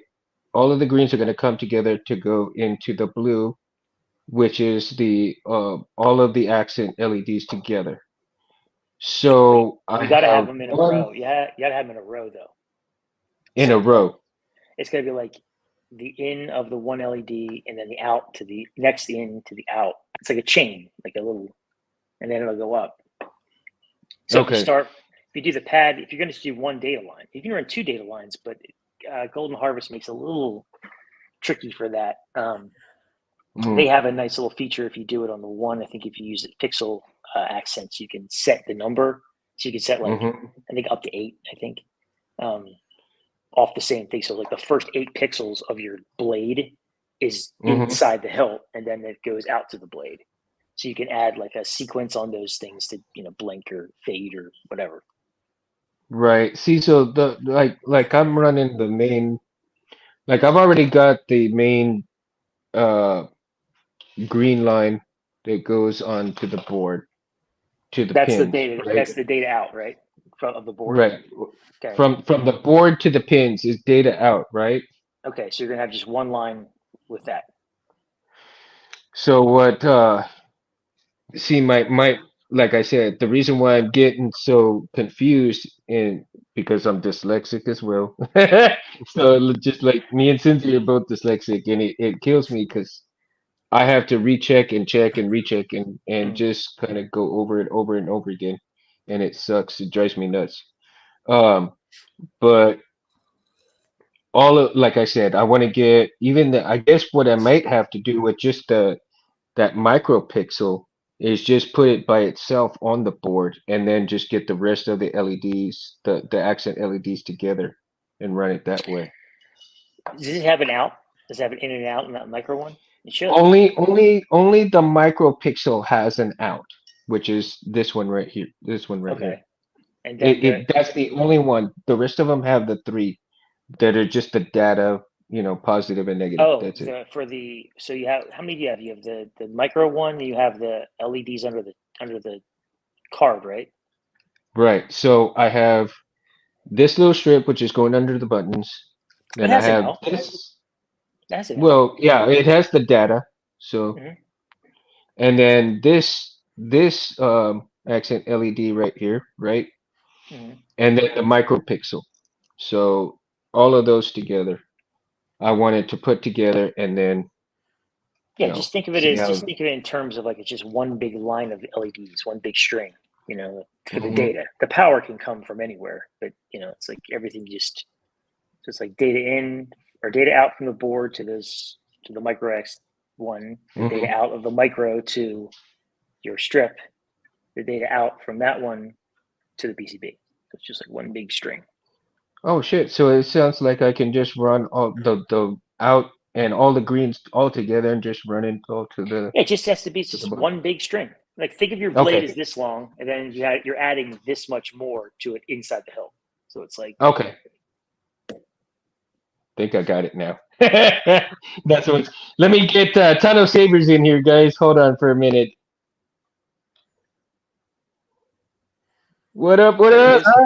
What's up? All right, hey you man, made it. You made it. Hey, sorry Ton I'm of late. Sabers in the house. Nah, you're never late, dude. This is Mundo's world. Nobody's ever late. Hell yeah. You guys been talking about chassis the So, whole time? well, we yeah, just got pretty off much. topic for a second ago, but yeah. Yeah, I heard off inline topic for a LED. second. Yeah, like I said, I'm running all these LEDs that coming together for my accent pixels, Yeah. and I'm just getting kind of confused on the wiring. It's the only thing that's holding me back from finishing this thing. Mm, And Rich is gracious enough to give me some pointers here to get her done. yeah. So, Sweet. um, so are you in the middle? Are you in the middle of making a new chassis right now? Not a new one, but installing one. So Ooh, what are you installing? it's this like this little katana That's cool. style saber. Yeah. Oh, sweet. Dude, that's nice. Yeah, it was pretty cool. It's nice and comfy. You know, it's nice and simple, and like Mhm. the edges are flat, or these sides at least, and so when you're holding it, it feels really good. Mhm. But Are you using Fusion 360 for your chassis design as well? yes, sir. Oh, so that seems to be most of the people are common denominator is Fusion 360, whereas Rich Yeah. uses a little I'm something the different here. I'm the weird one. Oh I use yeah. Lightwave. I use No, you're Lightwave. not weird. Come on, you're Oh not no, weird, dude. it's not for any kind of industrial design or any kind of product design. It's just for animation. But I just know it well enough that I just Wow. I mean, That's you're just cool. making cylinders. That's what Yeah. we're doing. Right. Yeah, well, you're making awesome cylinder shit, and as well as the crystal chambers too, man. Those are just little Right. tiny cylinders, just attached to other cylinders. What was it It's called like again? Yeah. Lightwave 3D. Lightwave 3D. Dang. Yeah. Cool. Yeah, there was I remember years ago I watched this videotape of how to draw comics the Marvel way, and it was like Stan Lee and some Marvel artist, and he said that every single thing you can break down to, what was it, a triangle, a square, and a circle. Every shape or cube in 3D, every single shape, every single thing you see, it's got Right. a rectangle, a triangle, or a circle in it.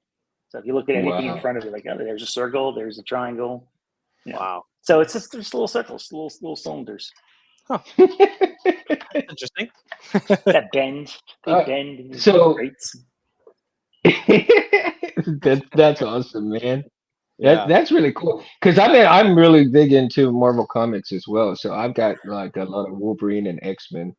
So it's like crazy, dude. And I would love to learn how to draw.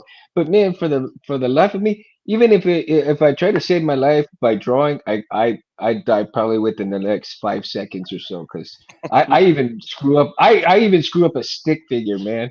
How crazy Dude, is that?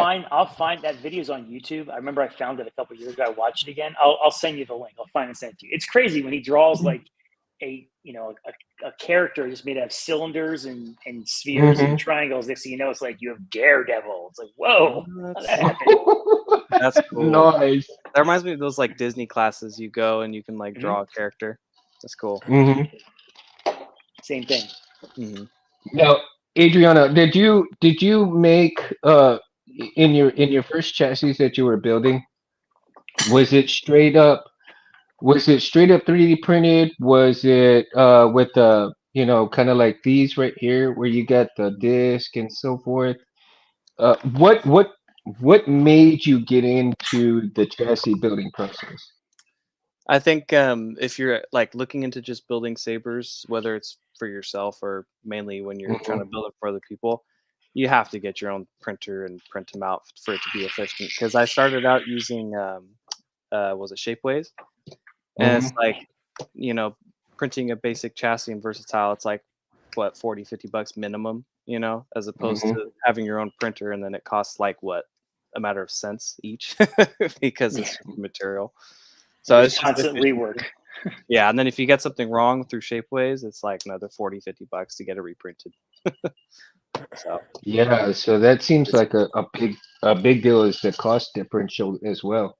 hmm Um, but what after ordering all that and stuff, and you said, I can do this and everything.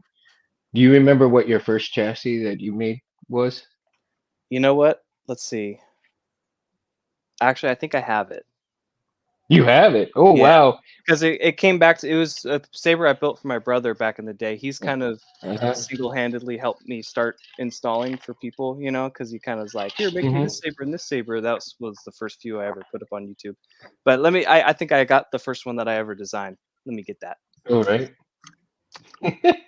While we're waiting for him, um, let's see here. Cindy, so was it a big price difference? How big of a price difference was it for you when you started printing your own chassis as opposed to ordering some of the chassis? It's pretty significant. I mean, you spend Yeah.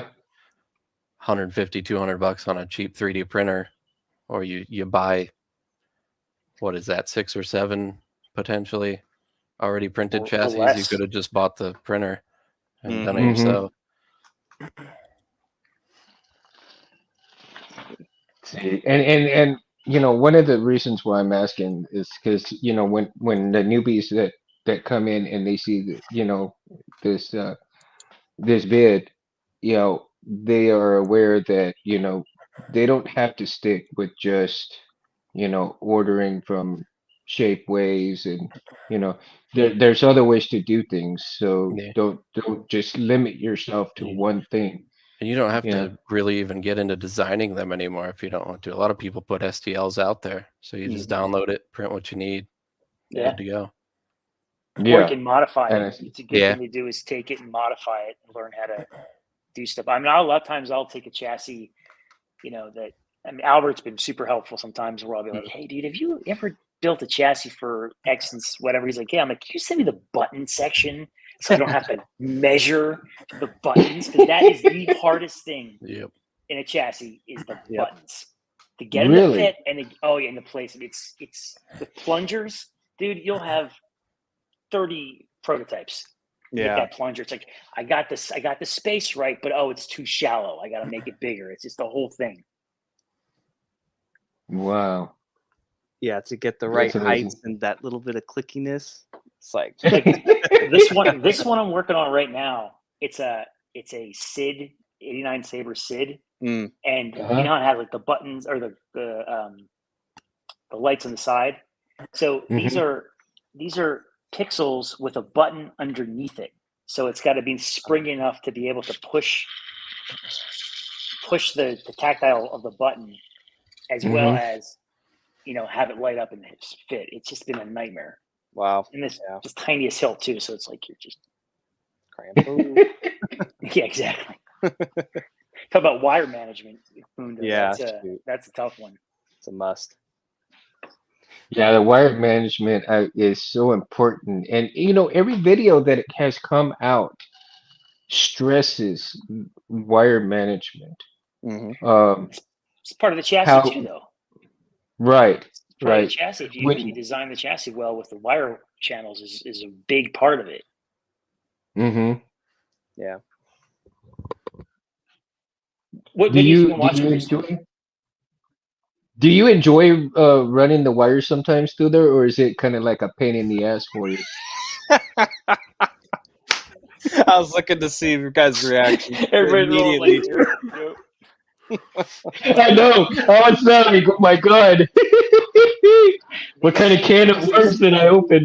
They don't make tweezers strong enough that will Yep. hold, especially those PTFE wires that are so small and rigid you can't grab it. It's like, Do you guys use the reverse grip ones?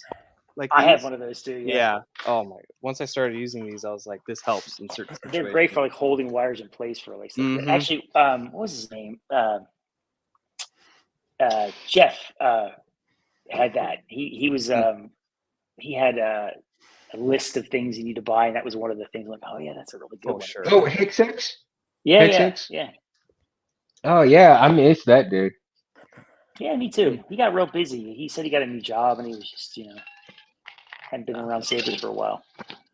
hmm He also has I believe he had an autistic son as well, so that really kept him busy. Yeah, he and I connected on that because my daughter is autistic, so we had to talk about it a Really? little bit. Mm-hmm. Oh, that's awesome because I deal with autistic individuals as well as dual diagnosis and bipolar and everything else on the whole spectrum. So My brother's autistic that's as my well. yeah, that's my job. I teach life skills to those individuals. So It's awesome, man. Yeah, dang, I didn't know that. That's cool. Mundo Yeah. is salt of the earth, man. I know. My I keep girlfriend hearing. met him in was it Corpus Christi last year? We went down there and we met up for some drinks. Just she was like, it was she so loved you, fun. Mundo. She loved it. She was like, what a delightful human being. It's like I know. Oh yeah, she was awesome too. As a matter of fact, after my daughter, my daughter graduates in May, dude. And if y'all come back to Corpus, man, let me know. Sure. If the rooms are available, you stay with us, man. Don't pay for a hotel room. Appreciate it, man. Yeah. So, like I said, I'll talk to the wife when the time comes, and Sure. I'm pretty sure we'll have a room open, man. You come and stay with us, dude. The greatest thing about you, Mundo, was you were exactly like I thought you'd be. Like just from seeing you on like these lives and stuff, you were just Uh, exactly what I thought. It was great. That's awesome. it was a lot of fun, man, and I'm so blessed to have you guys that y'all came to Corpus, and then we were actually able to meet up, and I'm Yeah. hoping I can get everybody to come eventually. One of the things that I do have plans for is maybe get some people come down and come and stay with me at the ranch, and we'll have like a barbecue and you know have Nice. some saber talk at the ranch. There's a lot of us in Texas. I know that much. Oh There's a yeah. lot Yeah. Albert and I live like 10 minutes apart, and we haven't even met each other yet. No way. Really? That's crazy. We keep saying like, let's have lunch. We should be friends. We should meet each other. It's like life's been so busy. It's like, let's do I don't know, July. I wholeheartedly believe that, man. Life just runs so fast and so furious that you got to slow down and enjoy the small things. Yeah. With Cincy, his game playing on that flying game, man. I enjoy watching those, just seeing those sometimes, dude. Yeah. Oh, just They're like dope. I actually put on one of the couple of those videos, Cindy, for my guys, and they're like, "Oh, whoa!" They're like tripping out on it. Yeah, and I'm all like, yeah, and one of my boys, he's like, "Is that you?" Like, no, dude, that's my buddy doing that. He's like, he's all like excited. It was so funny. But then they see me on there, because I'll kind of look at some of the videos that we do sometimes. Just I'll go halfway through, and they'll point to the TV and they'll go, "Teacher, teacher, is that you, teacher?" Like, yes, that's me. Teacher, yeah. That's funny. So what's crazy though is that these guys are about as old as you and I are, man. They're in their late 40s, 50s, man. And I tell you, but um, it's kind of funny because a lot of people tend to underestimate individuals with these disabilities, and that and I you know they're not really disabled to the point where they don't know. I mean, they don't have the capacity to hold themselves back, but at the same time, they can achieve the same results that you and I are looking for in a different way that you would never believe. I mean, it is unbelievable. When they want something, they're gonna get it. Sure. So it's unbelievable. I have a guy who has the use of only one arm, and he can dress himself pretty much. Oh wow. You know? So small things like that, that we take for granted. You never know. One of these guys may end up, they'll never saber build, but damn, you get them to do one thing, who knows what they may end up coming up You with. don't know, man. You don't know if they'll saber build someday. Who knows, right? Yep. I mean, with the invention of AI, maybe you can just, Neuralink, right? Who knows? You just, Yeah, exactly. That'd be nuts. or So, I was talking to my daughter. let's see the. I'm sorry. Go ahead. No, I was just talking to my daughter about, we're only 5 years away from, having like HoloLenses to like really play the floor as lava and have the floor really be lava. I mean, Oh, that would be amazing, man. your phone has LiDAR, right? It can scan your whole room. There's no reason why it couldn't map it and just, I guess with exactly. the Apple headset, you probably could do it, but when it gets cheaper. There is a guy. There is a guy who actually made. Um, what's his name from?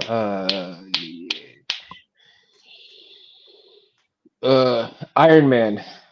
Uh, Hmm. the computer dude. Jarvis. She's Jarvis. Okay. Jarvis, yeah. There is a guy who actually made Jarvis like real life, so to speak. Oh wow. I need what I'm gonna do, guys. I will send you the link to this guy, this creator dude, and he's got a few videos out on things. Like he'll put a paddle down, and Jarvis will say, you know, make a copy of it and say, okay, we can print this and this and that. He put some wood cubes on there, and it's playing music that he put on there. I mean, it's like, oh my God, this guy's just like got Jarvis for real, so to speak. So Pretty cool. later on when I get time, I'll find. I subscribe to him, so I'll send all of you guys the links to that so you can Yeah. check it out for yourselves. I think y'all will enjoy that. Um, Adriano, so let's get back to the chassis that you were going to show us. Surprised we got back to it after that that whole talk. What? I Look forgot at about that. So it's a OWK3 chassis with the Uh-huh. dumbest wiring method possible. So I tried to make it to where you could still slide it out enough, even though it has like a control box to be able to like get to the board and stuff. But it ended up not really working out well. But it was my first time doing a crystal chamber. It says G in Arabesh. Nice. The board's right there. You can get to the SD Nice. card. It's easy. 28 millimeter. But I think this was before I was even using measuring calipers, Yeah. which So is that's terrible. Wachula. What's up? Welcome to the chat. So glad. I am honored that you're here, man. um, where was I? My brain's like going 100 miles an hour now that I see that chassis. I'm all like, oh, I like all chassis. Do you? Rich loves the static chassis. Do you agree with the static chassis, the removable chassis, or do you guys also believe that the chassis should kind of reflect all the Saber itself? Yeah, I mean, when you say static, do you mean like you can remove the grip and it just stays a part of like the upper Yeah. half? Yeah, Yeah. Yeah, I yeah, think exactly. typically I like static. I like it when it just kind of like stays Same, like same. that. It You just stays put the there. grip over it. Mm-hmm. Because having an Susie, extra how like about you? PCB connection, it can be Yeah. The temporary. more you add things to it, the more chances something gets short or Yeah. I mean, you showed the Mhm. control box thing. That's the other thing that's the hardest thing is control boxes. Just to get the damn Yeah. thing to line up, or any Luke hero build is just like Yeah. Yeah. Down the road, I'm a long way from getting there, but eventually I'll get there. I'm a long way from getting there, but I'm hoping one of these days that I'll attempt to, a Luke and so Yeah. forth. That's a right But I passage. know. I mean, it's like if you could do an old LS6 Gullwing, that's the right passage. Can you do that one? Then you're like you've gotten someplace. dang. Like What makes right now. Go ahead. I was gonna ask, like, what makes it particularly hard, like as opposed to just other like Luke belts? What's that? The Gullwing? Gullwing? Mhm. Oh. Have you ever seen one? No, I've seen them, but I've never held one, so I don't know exactly how it is on the inside. It's a 7/8 the whole way through. Holy shit! So there's like no room for anything. So and it's got this steel core that's just so you can like open the top and the bottom, Right. which is a cool concept, but doesn't really work that well. And there's no place for a recharge port. There's no place for a USB connection. It was designed for like a Nano Biscotti, where it's like you put it in, you never touch it again. But if you get your hands on one, I would say just to have it, just to try it, to see how much you'll. Yeah. Wow. That's It's funny. by far the worst hilt I've ever seen. I've never seen a worse hilt to work on than that one. Dang. Wow. Maybe one of That's these days I'll speculation. acquire one secondhand. And I'm sure a kind lot of of people ready to sell them. I'm sure. really, I'll and pay just you to to tear it apart. Well, what I ended up doing was I ended up cutting that core almost in half. Like they chopped the back half off because you could only get like a 20 millimeter speaker in there, but it had a room for a 28 millimeter speaker in the pommel. There's enough space. So if you hack off the edge, you can kind of get it in there. So where it's like it'll be it's like this giant, just sticks in. But when you get the control box and the PCB that it came with was kind of garbage, and it's just like a whole thing. But Wow, it's crazy. But what's his name? That is crazy. Jedi Arms Dealer did one, and he did something crazy with it. But it was just like I don't know how. he was able to get any of those wires in there. I'm gonna have to look that up. I mean, he's something else too, because Jedi Arms Dealer can throw some shit down and get it His stuff's done, great. man. Yeah. He has more vintages than I could ever. Oh possibly yeah. want. Listen, I cannot wait for my Graflex from Space and him, because he worked on my chassis with it with Space. And really? yeah, because I commissioned Space for, a Graflex, and I guess he let the cat out of the bag without trying. I guess he kind of messed up at the same time, but he said that JAD was working on my chassis, and I'm all like, oh my god, That's awesome. I was all like, I was doing backflips without doing backflips. I could do them in my head, but I can't do them for real, So I'm all like, oh my god, this is gonna be amazing when I get it, And so when I do get it, it's going in this case right here that I got lit right. up. Nice. So Yeah, that's gonna be its home. Everybody needs a Graflex just to have, just to kind of just keep on display, or just every once in a while pick up and swing around. They're just such a iconic lightsaber. Yeah, I'm starting to feel that way Totally too. agree. I totally agree. I guess the Graflex is just a have-to piece, right? Mm-hmm. It is. It's And just, especially a collector. I mean, we're all collectors. I mean, that's why we do right. it. So then you start to get weird, and you're like, oh, I need to have the ESB version and the New Hope version, Yeah. the Last Jedi version, and then I have the one with the hand. Cut the Luke's hand front. He's holding like just the severed hand is holding the one on my shelf. So I love that, dude. That is so cool. It was so cool. I found this guy had posted a print on printables. It was like Luke's severed hand, and I was like, I wonder if I could print it. And it's like it was printed in resin. It looks great. It's a perfect size. Fits the. And the asshole in me though would be like, Luke is holding it with his hand, but with the finger up like this, like fuck you, Vader. Fuck you, Dad. No. That's what he's really upset about, is losing his hand. And yeah. Can we get a hand, Dad? Can you give me a hand? Oh, wait a minute. No, never mind. Oh Jesus. Now, Adriana, are you getting like into some of the smaller like metals onto the chassis? Like metal Or are pieces? you? Not yet. Mhm, Yeah, not yet. I've always wanted to, but I think mhm, I guess I've never either had enough money for myself to just do one, so that mhm, I can kind of have my own test run at it, and I've never had somebody like commission it. So, mhm, but I don't think I'd feel comfortable doing commissioning because I've never worked with that before. But I have gotten into like making a chassis and then making pieces that go on afterwards. So it's like maybe a panel for an accent strip. So I've gotten into mhm. that, and it's basically the same concept, but Right. What printer do you use? The Ender 3 Pro. Okay. Ender 3. Mm-hmm. Yeah, we were just talking about the types of printers people are using these days. Yeah, we got into resin at all?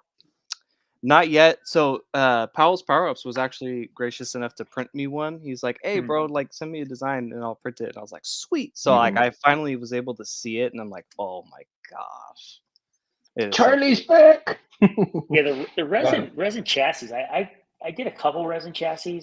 I found that there's just a difference in like the tolerance, and that they're a little more brittle depending on what kind of resin you use. Yeah. I found I do kind of what you do. I'll do like my chassis, and then I'll do like the chambers and just the resin. They just kind of meet right friction fitting or glue or magnets or whatever. Yeah. Oh wow. Yeah, I mean, now do you use PLA Plus or PLA on top of with the resin, or me? I use PLA Plus as much as I can. Yeah. Cindy, what do you use, PLA or PLA Plus? PLA Plus. PLA. Okay, so PLA Plus seems to be the actual more go-to thing now these days, huh? Okay, babe. Yeah, It good seems night. to hold a little bit of a tighter tolerance, anyways. Tighter Most of the time. tolerance on it. Uh-huh. When the laser etching machine. Oh, Jim, yes, that would be nice. The Laser stuff etcher that machine. the stuff that Cole's doing Dude, I was is, just about to say, I mean, He's that is awesome. what oh, was that hill? magnificent. Zero. What is it called again? I can't even remember, but it was that Saber Merchant one that he did. Oh yeah. Holy moly! Yeah, I've never been into the acid etching stuff. I've just always been like, Yeah, one that I could probably not get into. But the laser stuff, I'm like, maybe this seems like that'd be pretty Yeah. easier, much easier to do. Well, And that- and you know, Darth Alice was actually doing the laser etching before Cole, I Mhm. think. But man, I haven't seen much work from Darth Alice lately. I'm sure he's working on some pretty good secret stuff, man. But yeah, Cole has been killing it with that laser etching. I mean the Um, ammo box. Yeah, there it is. right? Yeah. Ammo box? Heck Ooh, yeah. there it is. It's like, Dude, look I at it's almost that. looked at it and was like, So man, it good. almost looks like dwarvish on the emitter. It's like, oh, I fucking love it. see, that's what I think takes sabers like to the next level. Like, if you can Hmm. get that kind of detail, it's just Yeah. it makes it almost like an heirloom kind of thing. Mhm. It's really nice. Yeah, nothing's more accurate And than a laser. Yeah. and I think I don't know if it's heading in that direction or that where most people are actually looking for that unicorn that is going to be an heirloom that they can leave, to their children and stuff like Mhm. that eventually, right? I know, oh man, Heshi, yeah, he made that Graflex that was Yeah. just uh almost what four four to It's six $5,000. thousand dollars. Mhm. I mean, $46,000 saved Graflex. Jesus. It was that Martin Bear one. That Yeah, the laser. Martin Bear. Yeah. Yeah. Gorgeous. Yeah. I was like, my goodness. And I think when I guess I don't know if that would be like an ending, ending in the hobby doing something like that, right? Like Like Yeah, your you that's swan your song. Like this like is your it. This final is, build, right? yeah. I don't know. I mean, that'd be worthy. yes, I have that Goth one that I got, and I haven't installed it yet. And because it's just been sitting in, my drawer. Just I Mhm. don't want to finish it or something. I don't know. Mm-hmm. Was it a metal one? It's a metal one. Yeah, it was his Yeah. metal. I think it was his Metal Master. Maybe Mhm. it was for an older board. Mhm. But I was able to 3D print. This is another reason to have a 3D printer. Is I was able to 3D print a tray for the Profi that sits in there, so it's Right. like Yeah. it's Little just like it was adapter. made for it. But Mhm. yeah, like this, you missed that part. We were talking about if you're going to get in the hobby, 3D printer is probably a must to have as a tool. For sure. Mm-hmm. For sure. That would yeah, and I like I like to have little pieces of metal along with the 3D print and stuff like that Yeah. on top of that.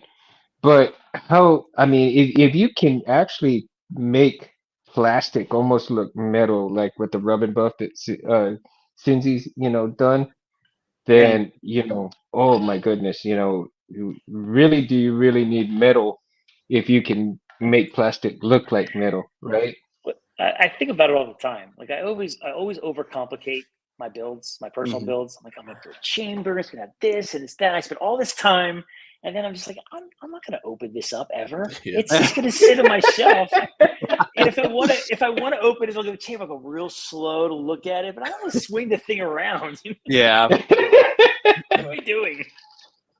That's I go very I go to like Disneyland or something like that with my hilts. I'm like, I don't want to bring with a crystal chamber. It's like no way. Yeah. There's like these 3 MHL hilts that I travel with everywhere because they're the ones that are the most durable.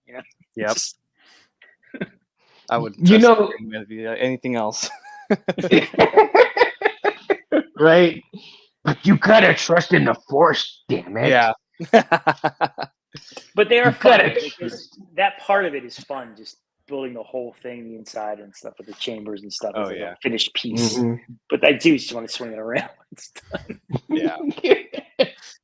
Oh man, and I and again, like I said, when one of the things that I had said with with the sabers, and I think the fonts kind of bring out the soul of the saber as well. Mhm. But I think the chassis um actually bring a certain level of soul to the sabers themselves as well.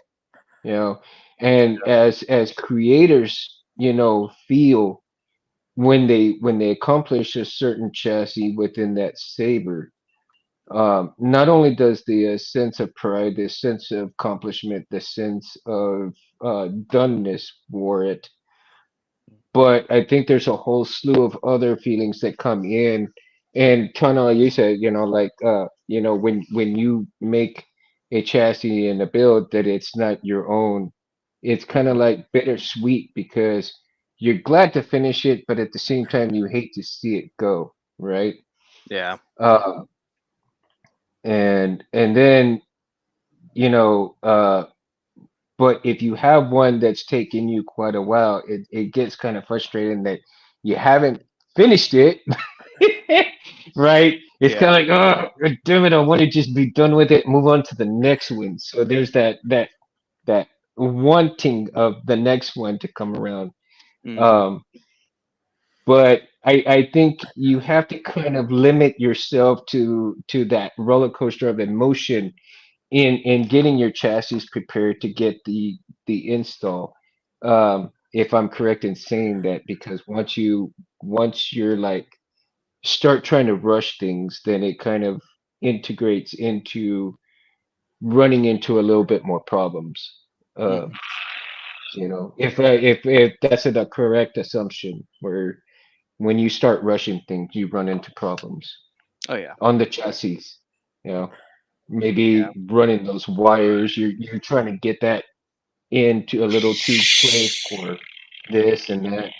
Yeah. And Rich is over here playing with it. No, I Oh, just did the config, and it's one of the lights works, but the other one doesn't. Ah. I think it's the See? config that I think it's the config is the I heard bug. that half-dead boot sound. I was like, somebody's programming a Profi over there. Oh, Yeah. yeah. That's Right. right. I won't. So the three of you have moved on to more profits than anything, right? Dude, I get them Well, I mean, 30. I get them for you $30. There's no reason Yeah. to do any other board. I mean, even the 2.2s, $30. No reason to go to 3.9 if you don't have to. Yeah. If you really, fry one, it's like it's $30. It's not $95 or something like that. Yeah. CFX is freaking. wow. This is Yeah, CFX, I killed two of them, man. That's why when I got a hold of Rich for the chassis that he printed me, I was like, I couldn't believe how much I screwed up the two CFXs just because of one little sticking wire Mhm. coming out of its jacket, and it was like, Oh. oh my I God. hate that board. I hate Yeah. it. It's my least favorite board. It's a great board what it does, but I just think the pin layout is dumb. It It just is the doesn't make dumbest any thing. sense. Like where the buttons Mhm. are in the way that the LEDs are just all over. It seems like it was a board that was designed for Tricrete. It Mm. just does. Yeah. Mhm. And just to get the accent LEDs, you have to put all the resistors on it. It's not for me anymore. Profi's so Mhm. easy, especially now. Yeah. You just copy Fett's stuff, and he Yeah. sets it all up for you. This is what I want. This is what I want. Go. Yep. It's done. Yeah, his new configurator is pretty great. Oh, yeah.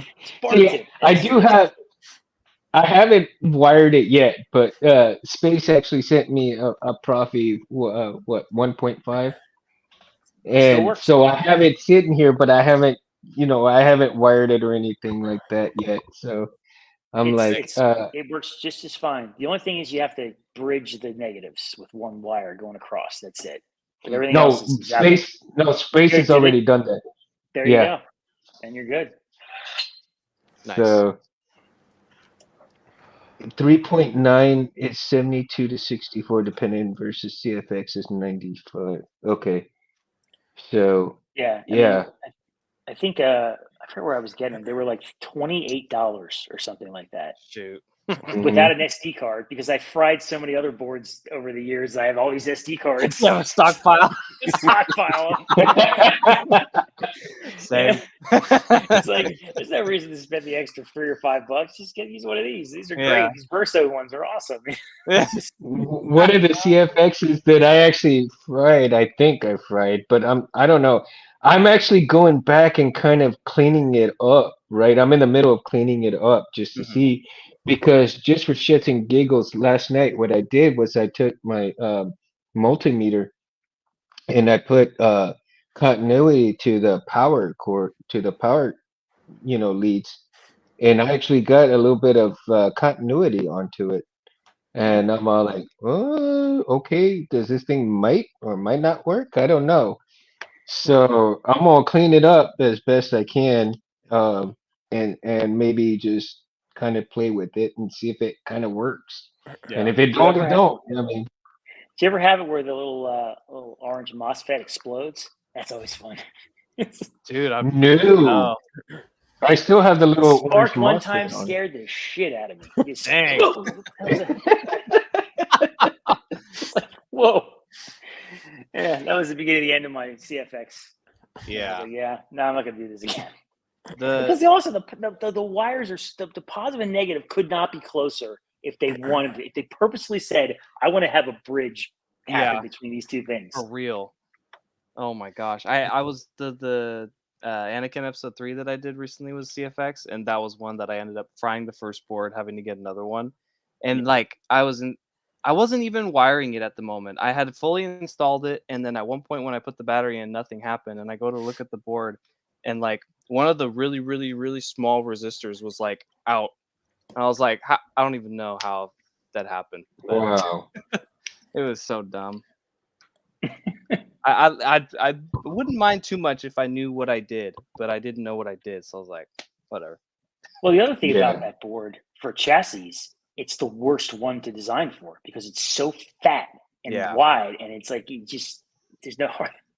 It makes it almost impossible for 1-inch chassis and the CFX. Like you have to be Yeah, precise. right. Mm-hmm. The battery, if it's stacked, oh, I don't even think you could. You Maybe, can't even stack it. Really. yeah, not comfortable. Wow. anyways. And Rich got me onto the Golden Harvest. I have to thank you for that because It's a that was great board to design for because it's tiny Yeah. and flat, and there's no USB clearance you have to worry about. It's just perfect. Yeah. Yeah, and that chassis that you build for me, man. I mean, it is just it fits perfectly, Nice. and if there's not going to be any issue with trying to get the SD card out. Right. So, I mean, it's going It's- to be perfect once I It's get the it same done. size as the Nano Biscotti. That was the I think the exact same dimensions, which is nice. Which is Really? great. That was my first board I ever installed was a Nano, hmm a Black Series upgrade for a Ray. Ooh, that's cool. You know, I still have an IR3 that's still in the bag that I haven't even opened up yet. And this was one of the last boards that the creator, put out, Scott, before he got sick and took all of his boards off Oh, the off the shelf. What are they called? Igniter 3? Igniter 3? Yeah. Megtooth was big on those. He loved those. Yeah, he was. So I still have it. I still have it in let me see, hold on here. Probably works. I'm sure it works. Oh, it's brand new. It's brand Oh, yeah. new. I've never even opened it. So I still have it in the bag, and I keep my boards in here. So the ones that I'm not currently working on at the moment. So let's see here. And yep, and I have it really well. And here's my proppy right here. Have it in here. There you go. Got it set. And then, oh my gosh, can't believe I have it all in here. Let's see. No, did I take it out? I did. Oop. Let's see. That is the Prism 5.1 that Meg sent me. Damn it. Okay, I know where it is. It's in. Where is? Oh, here we go. It's in Vader's toolbox. Yes. Yep. Right here. And it's long, dude. Oh, Yeah, there's real long boards too. I'm like, my God, It's like a that's crazy. Xenopixel, super long board. Xenopixels are long that? boards? It's long, yeah. Whoa. They're Yeah. thin. They're real thin. They're narrow, but they're really long boards. Oh wow. Yeah, I haven't only had to do one or two chassis with Xeno in it. I'm not a huge fan of that board either. yeah. It I haven't seems done anything like, with SN Picture yet, but it seems they're like fine. a lot of people are asking about the Xenopixels. well, you know what it is? It's a weird thing because I think it's the Profi is always more expensive than when you buy a Profi Saber, but it's a cheaper board. It's cheaper Yeah. parts to make it, which The is I upcharge think on it's the the programming. it's the programming is the upcharge. I think. Yeah. Wow. It's like it was $100 in some cases. Some Sabers are about to be $100 for a Profi. I mean, it's worth it. It's a great board. I mean, there's nothing. I think that there's anything better than Profi as far as what you can do with it. But Oh yeah. It seems like Profi is like the Lamborghini of boards, and it's a good size too to design Yeah. chassis for. You don't need a lot of space. You can fit it really easily. Especially, it's really good if you need like pop the board up to get access to the SD card or Yep. the USB. Mhm. It's not a big deal because you get lots of space to do it. Yeah. It's just One of the things I wanted to ask you guys also is when you're designing your chassis, would the I guess the little inserts, for the not the wires itself, but for not the recharge ports. Oh, there it is. you got it. Good, you got There it. we go. You got it. See, people, you're seeing this live right now. Right. Look at that. There you go. Yeah, it's got the little buttons underneath the chassis there. So That's cool. Oh, that is badass, dude. Yeah, we got to see it live. it was a pin 2. I had on 3 data pads I'm using, and I had both of them on pin 4 when they should have been. One was on pin 2, and that's all it was. So Little typo. the C chords, right? The C inputs. Do you enjoy putting those into the chassis, or The is USB-C it kind of like ones? the USB-C? I never use them. I've never used No. one. Yeah, I haven't used them. The USB for me, honestly, is just a necessary evil. Like I don't like. I think you joked about it about flipping the CFX upside down before, because that's the way it should be. Yeah. Especially with CFX, you just use the SD card. I mean, the USB is the only thing that Yeah, there you go. USB is the biggest headache in a chassis is the USB, because it's just you can't lay it against the battery sometimes. There's not clearance. You got to make sure it's not touching metal. Can't touch it, so it'll ground the Saber. Yep. But yeah. See, and then and to me, I think I probably would just avoid it all the same, if possible. Mhm. All right. Well, guys, I had a lot of fun, man, and I am so glad you guys showed up. I'm so blessed that all of you had the time to come on and talk chassis, and I think I'm gonna have a part 2 of this, Sure. of these sessions. So if you guys want to come back for part 2 next time, Sure. let me know, and probably maybe in a couple of months or so, we'll do part 2 and Sure. follow up with that. Again, like I said, I'm gonna try to get some different guests on. I'm gonna see if maybe eventually I can get Cal on again.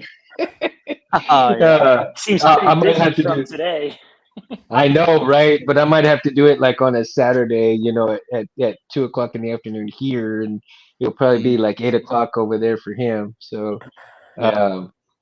um, so we'll see how the time difference goes, and if I can get him on again, and we'll go from there. But I've got some different guests that I want to try to get on and stuff. And if you guys decide that you want to come on the show, hit me up anytime, man. You guys remember, it's always an invitation, never a have to, man.